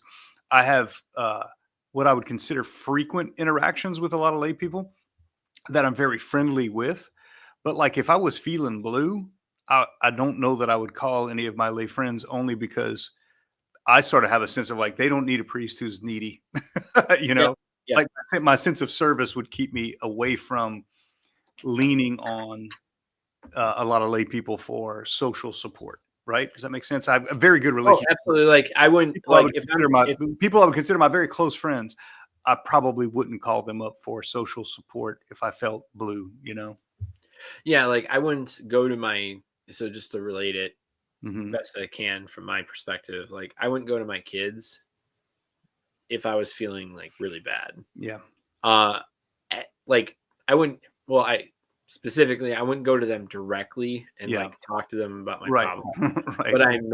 But I may hang out with them and just play with them, and then that will, without telling them what's going on, that may bounce me out of whatever funk I'm in. I had a superior tell me once, that a good question in my examine, right? We do an examination of conscience every day, but a good prayer to ask yourself is, when you're dealing with somebody, especially when you're dealing with people outside of the religious order that you belong to, the Society of Jesus in my case, whose needs are being met? And that I always thought that was such an important question. It resonated with me because it's such a good question. Whose needs are being met? So I've got friends who are lay people, right? Whose needs are being met? And I noticed that when those relationships have ever gotten sideways one way or the other, whether that's like emotional attachments or, expectations that aren't met or, whatever. If I can nearly always trace it down to whose needs were being met. Was I in the middle of serving these people when we bonded, or was I out there looking for something? And anytime I find that the answer is it's my needs were being met, that's where the trouble can be traced back to. And I say trouble, it's not like I walk around with a long list of trouble relationships, but things that I wish had gone differently. It's usually because I fell into the trap of getting my needs met outside of the Society of Jesus, Right. No, absolutely. Okay, so we'll go on to the next one. Sure. Differing perceptions of whether bishops would help priests with personal struggles. So no, bishops were asked, how well would you help your priests with their personal struggles if they asked for help? Right. 92% of bishops, they're giving themselves like an A-. I think it's like an A-. Great. That's great. How well would your bishop help you with your personal struggles if you asked for help? And it's like, this is the most ridiculous crap in this entire thing, because you're right. They give themselves an A-, and then the diocesan priests are like, yeah, Yeah, maybe not even sometimes. close to a passing grade. Yeah. Yeah. So I mean, like Mm. that to me is very interesting, because like I try to, like, there's sometimes when I so there's this it's on form.org, like that's what we have in the archdiocese, Mhm. for like Ascension Press, Yeah. Ascension stuff. And there's this one story of Saint Perpetua and Felicity, or Saints Perpetua and Felicity, and they it goes through their trials before they go and get killed in the Colosseum. Mhm. And the bishop, like, obviously this is early church, like I think it's like second or third century. Mhm. The bishop is so intimately connected with them personally, in the sense that he knows them and he goes and reaches out to them, and they're not, Yeah. obviously they're women, Yeah. they're not ordained. um and he actually ends up going with them to the Colosseum. Like, he basically volunteers to be put Right. in prison. Right. And to me, it's like, with what we were talking about earlier, with like small dioceses, big dioceses, very large dioceses with 500 or more priests, it's this idea of um that personal relationship. Like, I mean, we talk about, obviously depending on which religious group we're talking to, like the discussion of personal relationship with Jesus Christ, right? Like, Mhm. very important. Go to mass, get very intimate in the body, blood, soul, and Yeah. divinity. But Mhm. like, um, but with the bishop, especially being like a stand-in Christ, Yeah. right? Like, a descendant of the apostles. Yeah. To hear a story like that and then look at modern day bishops, Mhm. it's like night and day. It's like a completely different thing, where it's like the bishops do not seem to have that much of a connection to their priests, just generally. Now, Mhm. like, there may be some things in the back end where we just don't see that relationship manifesting, Yeah. but as the laity, like as a lay person, like, we just don't see that. And Yeah. especially with like, and there's some more graphs on that go over this, but it's the zero tolerance policy for accusations. Right. Like, Right. the zero tolerance policy for, I believe it actually means zero tolerance for, if something actually happens, that they're ousted and something Well, I'll happens. take it's also zero tolerance in terms of you being allowed to be in active ministry when there's anything that has the semblance of credibility against you, right? So the only time I know that someone was accused of something that the guy was not immediately sidelined until they got it all figured out was a case where, and a very good Jesuit I know, a very good friend of mine, where he was being accused by a person who was so not credible, and in fact his accuser was in jail for abuse, right? His accuser was in jail and basically just looking for a way to, I don't know, who knows what, where the newspapers even refused to run the story because they were like, it's so obvious that this is not possibly true, that kind of thing. Right. The police that looked at it and were just immediately understood what was going on. This guy who was sitting in his jail cell talked to his brother on the phone and told his brother what an accusation just pulled out of total thin air as a way of making it seem like he was the victim here and all of this. And anyway, it was just absolutely. But zero tolerance means when someone makes an accusation that even has the semblance of credibility, the guy is immediately sidelined, and then some investigation would start, but it's really kind of guilty till proven innocent. It feels like that, I should say. It feels That, like I mean, guilty that's till proven actually what's cited in this, and I haven't shown it, but that is exactly the innocent. mentality, Yeah. Mm-hmm. of guilty until proven innocent. And Yeah. we ended up having the kids or the school that my kids go to, the priest that was there was accused by a kid in high school, Mm-hmm. completely out of thin air, just like Mm-hmm. very similar to what you said. Hmm. But the diocese took him away, and Sure. and it was just like, okay, well, that's not justice. Right. Like that's Well, that you know, like you gotta stand up for your priests when yeah. they like Yeah. 'cause just from my you know So, my level is like I understand there's legal liabilities, but there's mhm. a difference between it's kind of like in statistics this may have statistical significance, but it doesn't have practical value. Or this may have Yeah. practical value, but it doesn't have statistical significance. Mhm. And sometimes you have those cases. And so in this case, it's like it may be legal, but you're showing you're not being a spiritual father to your kids, Mhm. right? Yeah. Like because at the end of the day, if you're not like we all know that like sexual abuse is wrong and bad, Yeah. Right. but like like this quote, Starskin pointed out in chat, like the quote above this, we've been saying for a decade now that bishops see their priests as liabilities, and we know it, we feel it, and it's just like Yeah.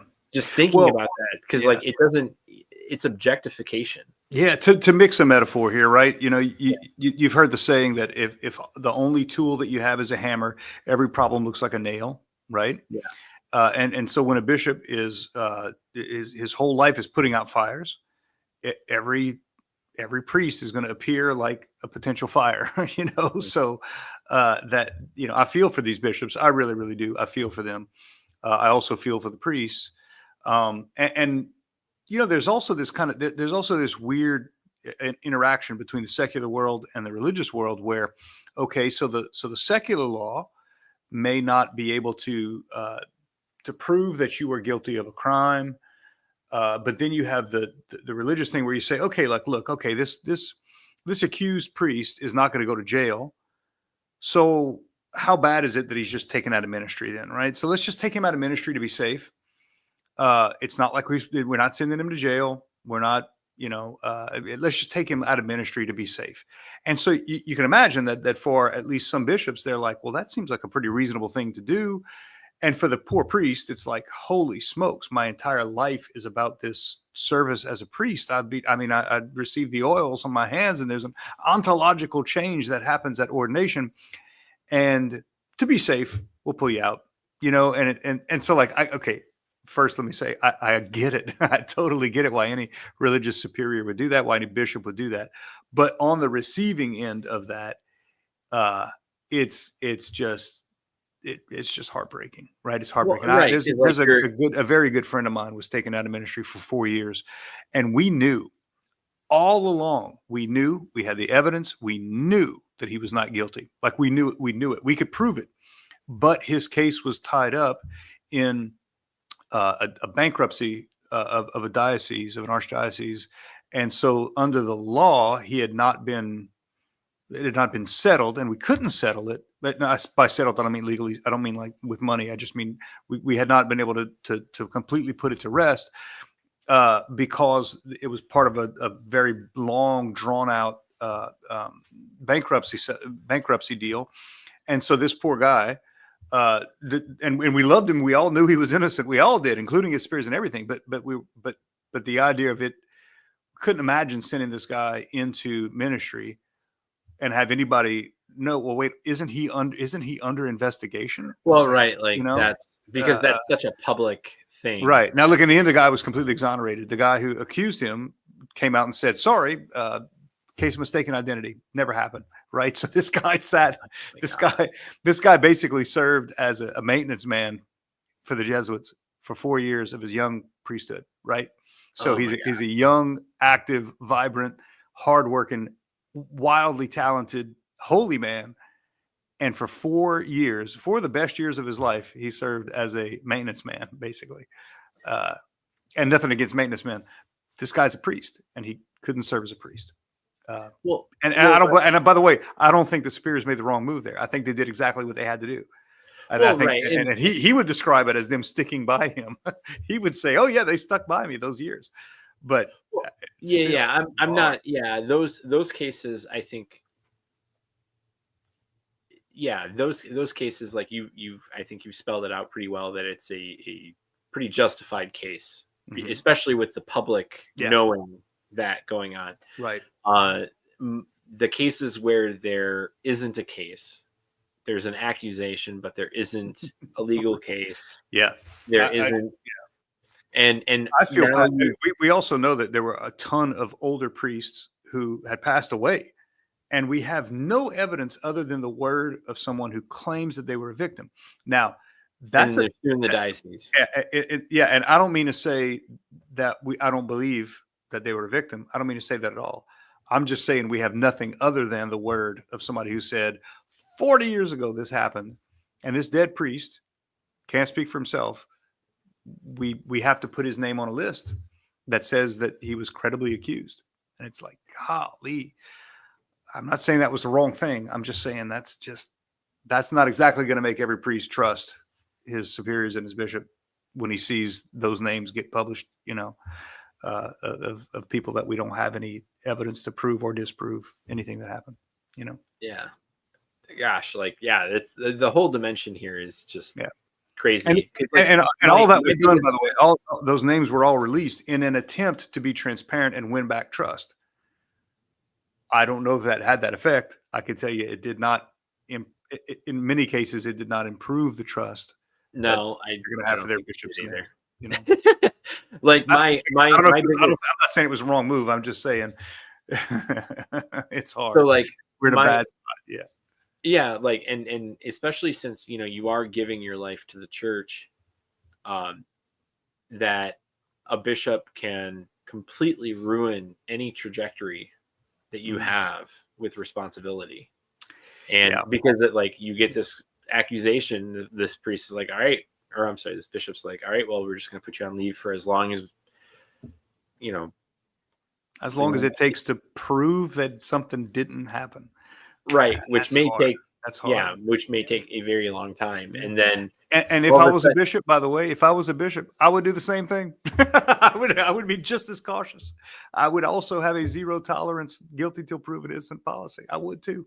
That's the tough part about all this, is that this is all terrible, but I probably would do the same thing if I was a bishop, Okay.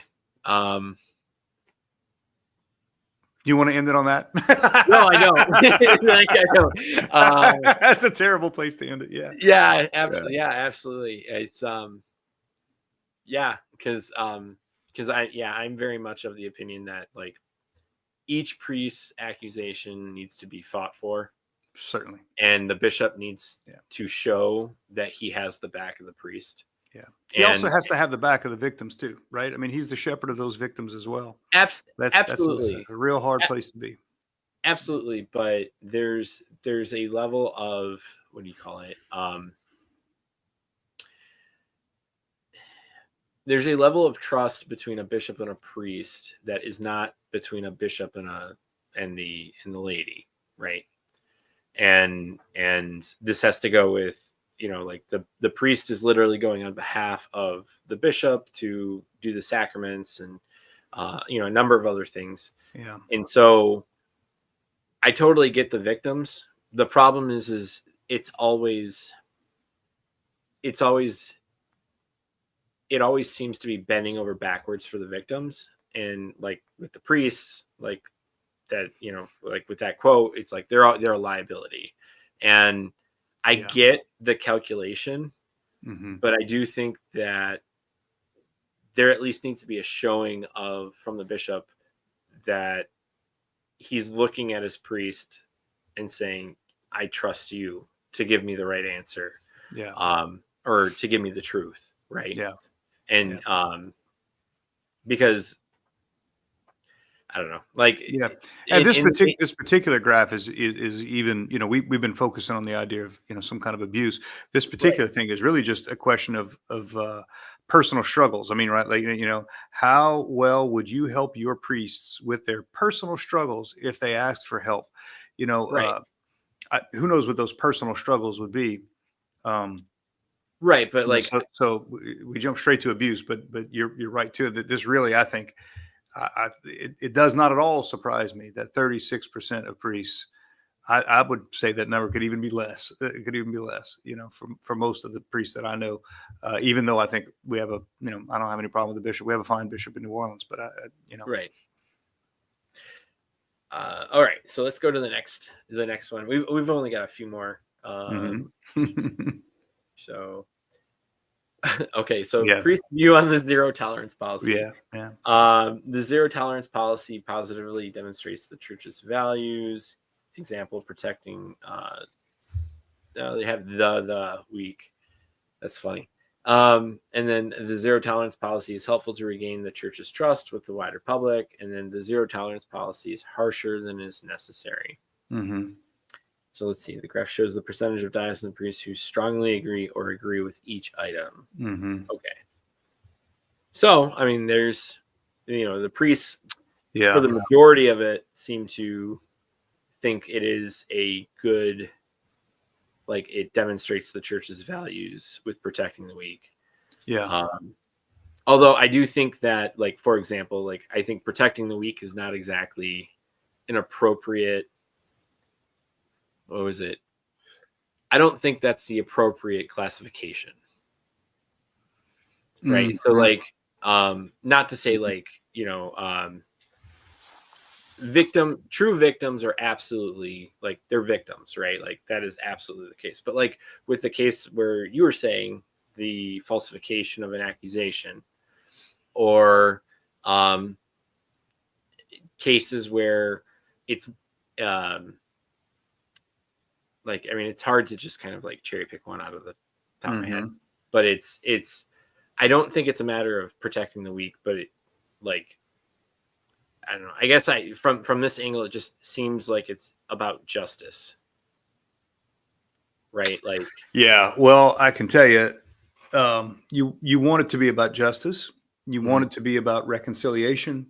You want it to be about, forgiveness and coming together and all that kind of stuff. But I will tell you that's very rarely what's really happening. What's really happening most of the time is somebody trying to be made whole under the law, right? Somebody trying to be made whole under the law. The law says that if I can make a case that is convincing enough, that I'm entitled to some kind of, I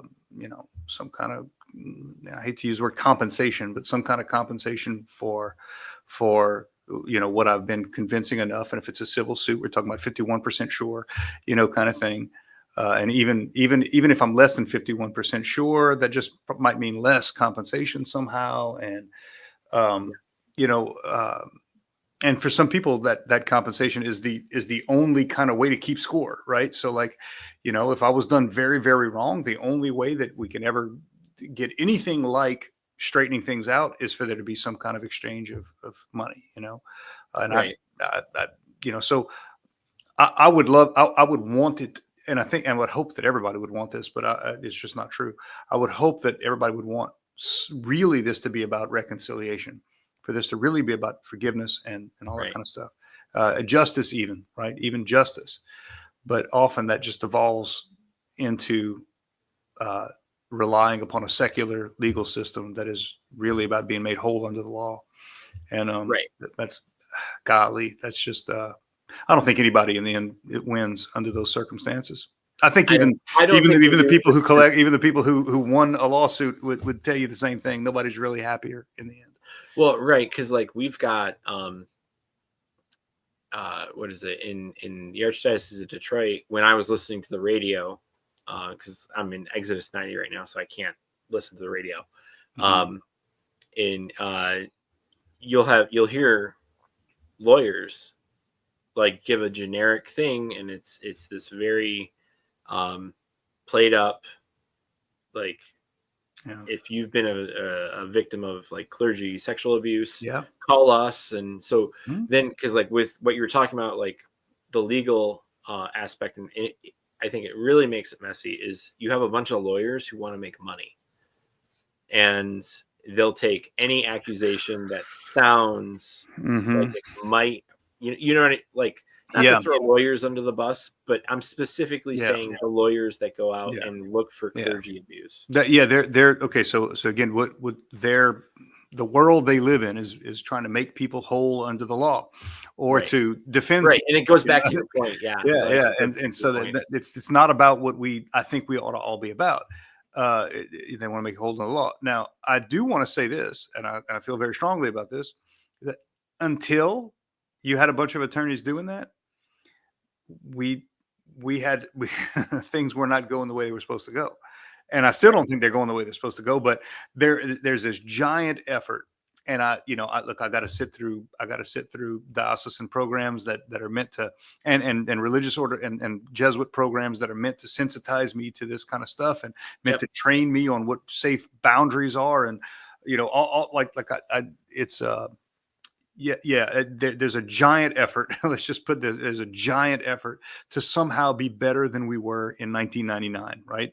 So we're working so hard to do that, and we weren't trying so hard.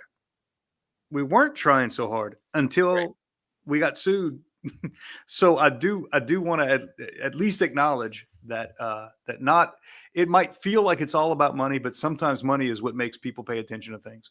Oh, So, absolutely. so Like,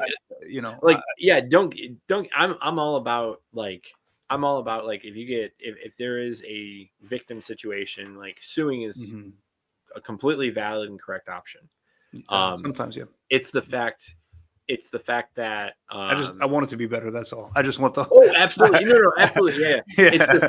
It's just like there's a lot of cases of again, like especially with the priest at my kids' school, and then like the example that you got, like when you have those lawyers that like will follow those even though they're just not credible. That's right. Yeah, like that's kind of what I'm getting at. All right, let's try to do this because we just hit 2 hours. So I know it's been fun though. No, it has been. Yeah, it has been, absolutely. Yeah. Sticking on the same topic, I guess. Yeah, of course. False accusation of abuse. Yeah, of course, people are going to fear this. Of course, every priest is going to fear this, given the climate, given the I mean, look, I go online. I don't hide the fact that I'm a priest. It's in my username. I wear a collar everywhere I go. I'm almost never not wearing a collar, and certainly online, everything that I do, it's clear. And the number of people who say, "You pervert, you whatever," you just throw accusations at me all the time. And I don't mean to make it, I suffer all these false accusations. That's not what I mean to say. I just mean to say that the general public believes that if they see a priest and a minor, there's no way it's not going to pass through their mind that this might be an abusive relationship, right? Yep. There's just no way it's not going to. I mean, at a parish that I serve, we have to come out of the sacristy is on the east side of the church, and so we have to come out and walk down this alley, and then come out into the big street, and then walk back into the church for mass to start. And every time I step out onto the street and I'm in my robes, and then there's altar servers with me in their cassock and surplice, carrying the cross and the candles and everything.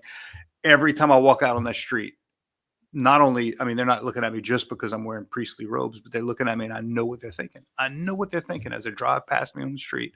That priest and those altar boys, we know what happens. And it's like, I just want to be a good priest. These altar servers just want to be good altar servers. But right. I know that people are thinking that. So if people are thinking that just on site, imagine how easy it would be to be accused, and how anybody who makes that accusation is very likely to be believed,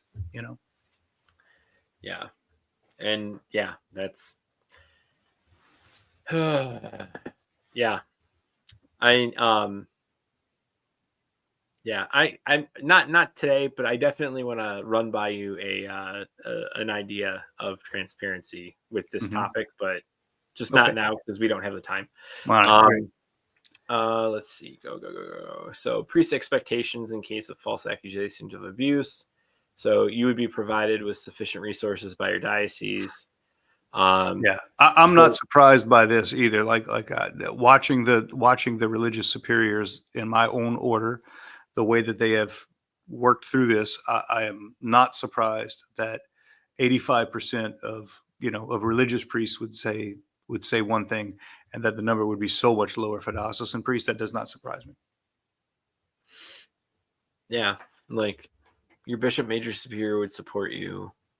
Yeah, like that's legal process would prove your innocence. Your brother Yeah, priest would that's support you. yeah. So okay, okay, yeah, I guess because like from the standpoint of like with you would be provided with sufficient resources by your diocese religious to defend yourself. To me, like this in particular is all right. Well, the Hmm. religious order values their priest. Like that's what it tells. Like reading Yeah, this, like that's yeah. how I would take that.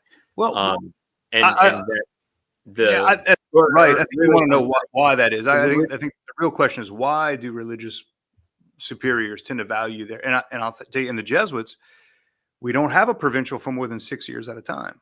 So it's always a guy who's a working Jesuit who's taken out of his apostolate to be the superior, the major right. superior for 6 years, and then he's headed right back to work after that. And so that there's no career superior in the Society of Jesus, at least. That And is such an yeah. That is that such a good point. yeah, and so I think that makes a difference. You know, you got a guy that you very likely have been working shoulder to shoulder with. It's on multiple projects and all that kind of stuff, and so he's going to relate to you differently and maybe even look out for you differently than if he was a guy who he's been a bishop. That once he was made bishop, he's bishop for life, and that's what he's going to do. You know, And I just want to emphasize this is the priest's expectations. right? Exactly. Not actually reality. yeah. That's right. That's exactly So right. Yeah. but just to clarify, because I do think what you're saying still applies to that. Because like especially if you think that you as a priest is a religious CEO, right? Like you kind of have that mindset, or if you think that the bishop has that mindset as a bishop that he's a religious CEO, as opposed to a bishop, a descendant of the apostles, and right, and that I think would also play a part. I'm not saying there's a definitive part that it plays, like that it accounts for like why it's missing 24% or whatever. It's just I'm saying like because that mindset like is seen, like we know it exists, and so it's just a matter of does the priest put that on their bishop, or does that the priest put that on himself, right? Like so. So I mean that depends. But yeah, there's a lot of factors in this. Yeah. I mean, another piece of this puzzle too is as a Jesuit, I don't receive a paycheck, right? My order receives a paycheck for the work I do. So like even just my sense of being taken care of, my sense of being integrated with a greater, a greater sort of strategy for how Jesuits are going to do the work that we do. Whereas a diocesan priest, I'm sure, looks at he's paying Social Security or paying into a priest retirement fund. There's a very different, he's relying upon maybe benefactors in a way that a Jesuit priest cannot. And so some of that stuff might draw a wedge between, at least the perception that the bishop really is looking out for them versus a religious superior in the Jesuits who also has a vow of poverty, also, where we are brothers in a way that maybe some diocesan priests don't feel that way. They feel it's a little more transactional between them and their bishop, Yeah. No, that's a good point. I think that summarizes pretty well what I was saying. And so, okay, we'll get on to the next one. So not trying to like rush. It's all good. So images of the bishop held by bishops and priests. So let's see. The rite of ordination depicts bishops as shepherds, fathers, brothers, co-workers in relation to their priests. In our study, we find that most bishops see themselves as shepherds in relation to their priests, 83%, but only 54% of the priests see their bishop as a shepherd. And while the majority of bishops see themselves in familial relations to their priests as brother and father, the percentage of priests who saw their bishops similarly was less than half that. 28% respectively. Wow. And while 73% of bishops see themselves as a co-worker in relation to their priests, only 32% of priests see their bishop this way. Priests and bishops thus differ considerably when it comes to characterizing the relationship they have with each other. And so I do think when you look at this and with the, because we're talking about priests and bishops, and so there's Mhm. necessarily, like, by and large, so not in every individual case with bishop to priest and priest to bishop, but by and large, there's a generational divide, right? Um, Yeah. that that the priest is probably younger than the bishop, and probably by a decade or two, right? Um, like the new archbishop that's coming in, he's, I believe, 64. My Mhm. priest is 41, or I'm sorry, 43 or something. And Mhm. there's several other, like, given the distribution of what's happening with priests, and by and large, is a lot of the older priests are retiring, and a lot of the priests that are coming up Mhm. are less than, but I mean, necessarily younger. Yeah. Um, so um, that's all to just say that there's a generational difference, or I'm sorry, a generational divide that is there. Whether that Yeah. divides their perspectives, I think, goes back to our initial part, where there's that distribution of conservative, orthodox, and liberal. Yeah. Yeah. Because if they were more liberal, um, and the priests coming up are more conservative, Yeah. then that could play a part. Now, that's not going to play completely a part, because Yeah. all the priests, it's all the priests, not just the new priests that are being surveyed, right? Yeah. I Um, also think that there's got to be a factor in here too about what a bishop is told by priests as well, right? So like a bishop who, these bishops who believe that they're good, they're a good brother, good father, good coworker, good servant, good shepherd. They believe these things. mhm. They're very likely to have been told that, right? They're very likely to have been told, "Oh, Archbishop, you're wonderful. Oh, Bishop, such and such, you're such a great shepherd. Oh, Bishop, people have been blowing smoke, for these poor guys, and they, I'm sure these bishops Absolutely, yeah, don't get the kind of feedback that might help them be better bishops, right? Because, yeah, they just don't get that kind of feedback, and priests in the meantime, probably feel a little bit more free to hold those opinions even, and tell some surveyor, what their answer is, as opposed to tell the bishop himself. By the way, Archbishop, you're not much of a father to me. By the right. way, Like, and yeah. and there's definitely a sense of, like, there's the idea of, because, like, I I think the most aligned one is the administrator one, Mhm. like, Right. which is the But most, it's also misaligned at the same time that the bishop doesn't want to be thought of as the administrator. He doesn't want to right. be. And yeah, and that's what blows me away, because just there's just such a difference, and then it's the administrator, the one that they don't want to be considered. And, like, I do think the understanding of Yeah. blowing smoke has a significant play, because a lot of times bishops are accused of being in an echo chamber or in a boys club, Yeah. and they're just kind of stuck there. And if all the priests say, "Oh, you're so good," right? Like, they don't know any better. Mhm. Like, outside Yeah. of Yeah. surveys like this. Yeah. I've seen it happen, even as a lowly priest, that I'll give you a quick example. I remember one day I was walking around the high school here, and we have a little chapel here that often alumni would like to have their children baptized in, right? So I run into some people, and they're saying, "Hey, have you seen Father such and such?" Because he's already 10 minutes late. He's never late.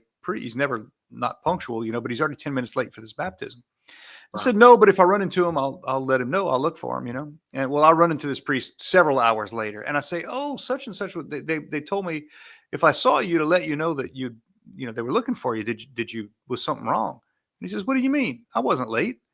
And I said, well, they were telling me this baptism was supposed to happen at 2. He said, no, it wasn't. It's supposed to happen at 3. Well, he pulls out his phone, he looks at it and realizes on his calendar, yeah, it was supposed to happen at 2.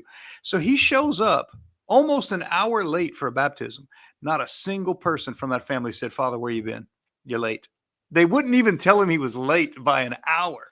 And so he, so like this, and he's just a priest, so often we are so shielded from any real criticism, even obvious, like, hey, Father, where you been?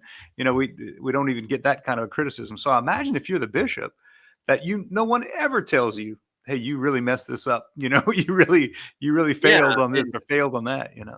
Like there's definitely like a filial piety there. I mean, like towards the priest and towards the bishop.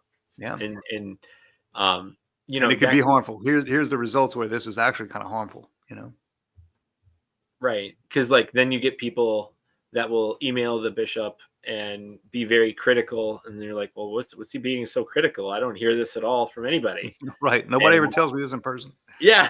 It's like okay. I have not done that, so I just want to emphasize that I have not done that.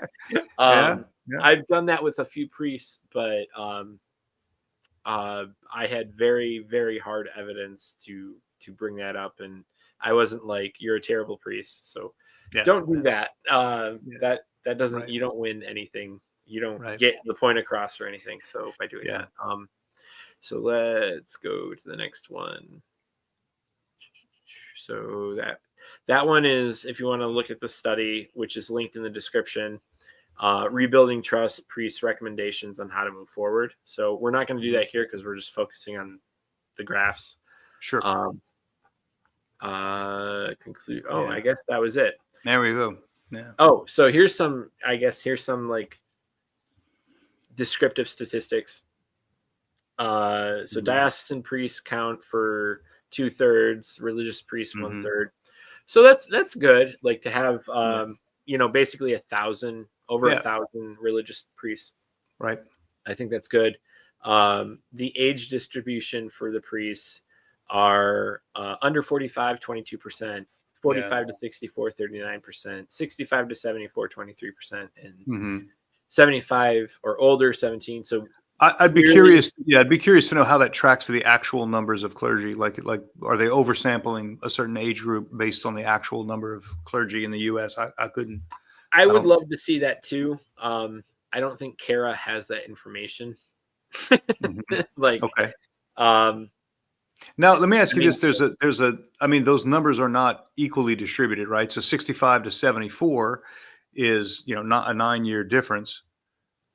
But 45 to 64 there's a 19-year difference. I mean, is that well, it would be 20 because you include 45 too. So okay, all right. So I guess I'm looking at this and I'm wondering, like, is that 23% versus 39%? Like, I'm wondering how that is. That something that demographers use to. Like, why would they have broken it down that way? Is that normal? Is that right? Yeah, but I mean, it just they look like P mining. Is this P mining? So like, it's a good question though. So like, typically there's a cutoff where there's a significant portion, and they're like, all right, everything below that. So like everything under 18 years old, you'll see that in most studies, right? In most demographic studies looking at people, you'll say, all right, 18 and under, or under 18, and then there's 18 to 34, right? Like that's a huge group. And then 34 to sometimes it'll just go to 45. So like when you split it that way, there are typically inflection points, or I don't want to say inflection points because that's not technically correct, but it's I would certainly think of 45 to 64 as what most people would say is middle-aged, right? Yeah. So younger than 45, it's not a young adult certainly, but it's somehow middle-aged feels like that's, in other words, is this kind of a standard age group? And it sounds like it is. Right. Right. So like what they probably did is like they may not have done it this way, but I can see them doing it this way given how this lines up, is they just put a bell curve to it. All right, let's see where they line up in regards to a bell curve, and then we'll differentiate based off that. Because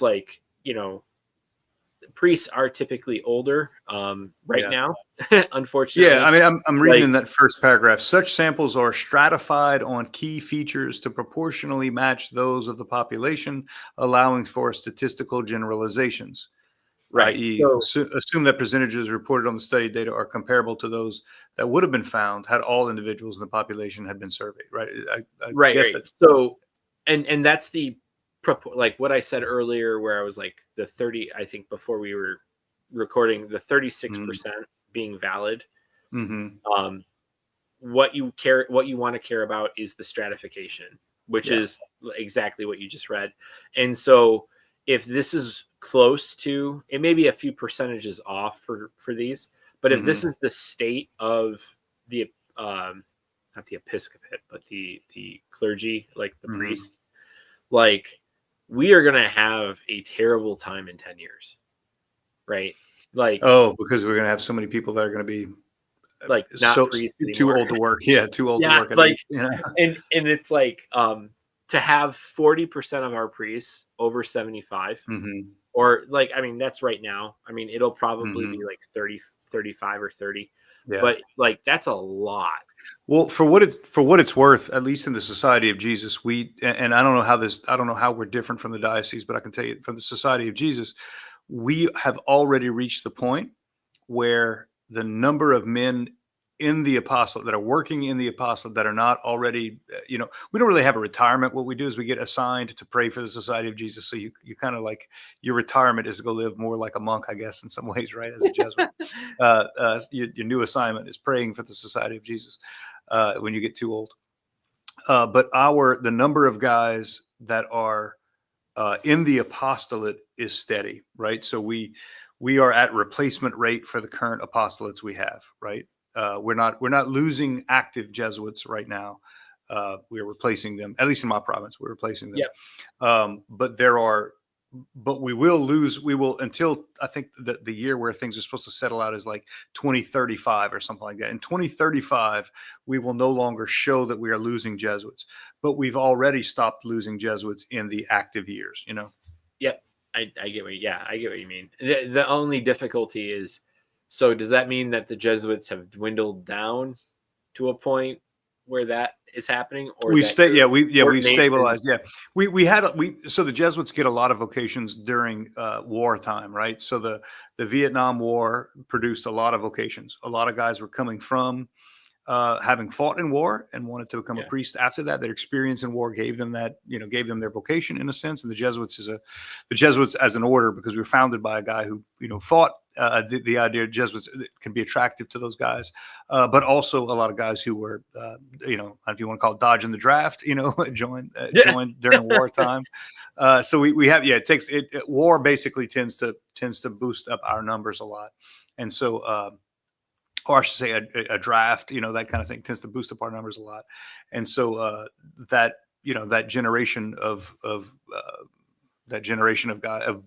You also had like a baby boom, right? So the boomers, and you had those who fought in Vietnam and all those kind of guys. We saw a spike in vocations during that time. So we're getting over that spike. We still have way more Jesuits than we had, 150 years ago. So whatever that's worth, Yeah, and so just so we were at current age, and now we're going to year ordained, and so we have before 1980, 25%, and then 1980 to 1999, which is the 20 years, 34%, and then 2000, another 20 years, 41%.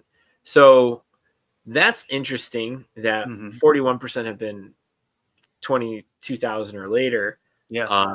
But then you look at the age and you're like, okay, so we must have ordained several older guys, right? Potentially, yeah. And this isn't quite on topic with this, but it gets me like the permanent diaconate. How many of those guys would have become priests or can become I don't want to say can become priests, because they have to ask basically the Vatican to become a priest if they're a permanent deacon, but would become priests if they didn't have that limitation of asking the Pope to do that? or asking the Vatican to do that, right? I haven't looked at the numbers, but it's just something I guess to think about, because I wonder if that's affecting ordinations, or has been. Good question. I don't know. Within the Society of Jesus, we're sort of playing a different ball game here, right? So the Jesuits have brother vocations, right, which are not ordained Jesuits, and then we have priests. We don't have any permanent deacons in the Society of Jesus, and so. Right, yeah. And then let's just quickly race. So white, Hispanic, Asian, blacks at 5%. That's actually higher than what I saw. Like I saw it at 3% with the last Pew study, but it's not a bad thing. Foreign-born, Native Hawaiian. Okay. Let's see. Hello, Hayes. Nice to see you. Hayes is from. I point this out all the time, and I don't try. He's from Australia, and he's got a. I've been watching a few of his videos lately, and they're pretty good. So I'll have to check them out. Let's see, diocese size, distribution. So I don't want to go too far into this because it is like 11:30, and so I don't want to like.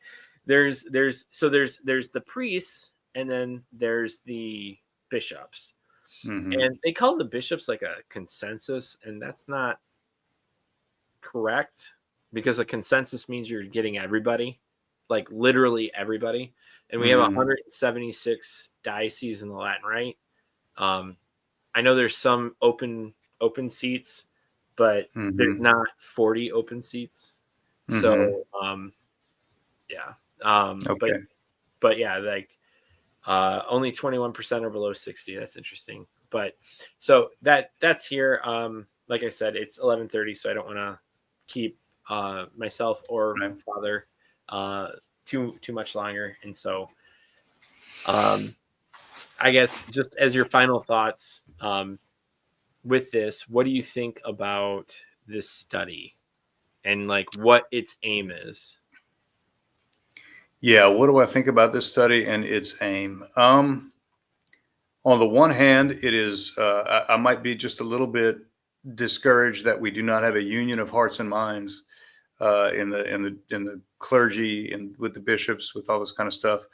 I also know that the gates of hell will not prevail, and so I have a lot of trust that whatever we're going through right now is not the end. That the devil does not get the final word on all this, right? And that if there's anything, I think often about the little addendum put at the end of the Screwtape letters, where Screwtape proposes a toast, and if I remember it correctly, his sort of final toast is, "And here's to all of those, the best stuff, the best blood of these hell-bound sinners comes from those who could have been great," and it's often the monks, who did, the monks and the priests who could have been saints and weren't, that they ended up in hell, and how that's the sweetest wine there is. And I often think, okay, there's the challenge right there, to just to be who God made us to be, and to overcome these divisions, to overcome these things that whenever we're not united in truth, whenever we're not motivated by the love of Christ, to be in the image and likeness of Christ, and to be that alter Christus, ipse Christus, that kind of thing. Right. Yeah. So that's what I think. When I look at these numbers, they are, I just got to keep my mind in the right place. Well, right. Cause like, I look at it, cause like the like everything you said, like I agree with, and like, you can't fix a problem unless you point out the problem, and you got to point it out, not in a way that is like rhetoric filled. You want to do it properly with like appropriate measures. And I think this does that, where it's not painting like the bishops versus the priests in so much as, like, for example, like, this is how the priests feel. This is how the bishops feel. Yeah. Now, obviously, like the zero tolerance thing, for example, like that primarily affects the priests. But you get that their feelings about it, but like that at the end of the day, that's still to help the bishops, right? Like, because maybe they don't feel comfortable just saying that to a like, hey, like, you know, you don't really expect a priest to go up and be like, hey, I have this opinion about this one particular subject that we have, and this is how I feel about it. And I mean, I guess that could happen, but like with everything that's going on, and I kind of, you know, based off like with what happens with Father Eric and other priests I know, there's definitely like very little wiggle room with what they're doing, just because they have so many obligations already, and they're trying their best to make sure they get the sacraments out to as many people as possible. And like, like there's just a lot of selflessness in a lot of the priests I've seen. And so maybe they just don't have the time to bring that up, but they can do it in a survey that's like 10 minutes on a Saturday or something, in between things or something. So, but yeah, it's definitely like, some people will call this like a black pill on some of the things, despair inducing. But I always think, and what I think is, you know, each black pill is an opportunity for a white pill, and a white pill is hope inducing, right? Like, and so we can turn it around with God's grace, and like you said, get in the right place, have the right motivations. So I want to also say thank you very much for discussing with this. You know, there were definitely some insights that you brought up that caught me off guard in a good way, and was very insightful, or not to say use the same word twice.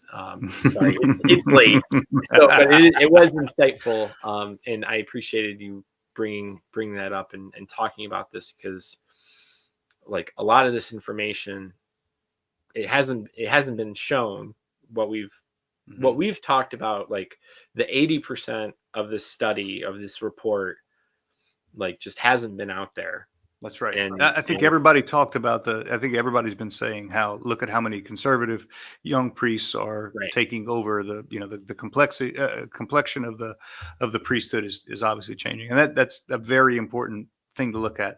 But I think everything else we talked about is at least as interesting, you know? Right. Exactly. So thank you very much for discussing this with me, and inviting me, because you were the one that invited me to have this discussion in the first place. It has been very enjoyable. And thank you for bringing your talents to YouTube. Oh, thank you. Do you mind saying a prayer? I don't mind at all. Let's pray in the name of the Father, and the Son, and the Holy Spirit. Amen. Direct, O Lord, we beseech you, all our actions by your holy inspirations. Carry them on by your gracious assistance, that every prayer and work of ours may begin always through you, and by you be happily ended, through Christ our Lord. Amen. Son, Holy Spirit. Amen. Son, Holy Spirit. Thank you, Father, and thank you everyone for who watched, and have a great day or night.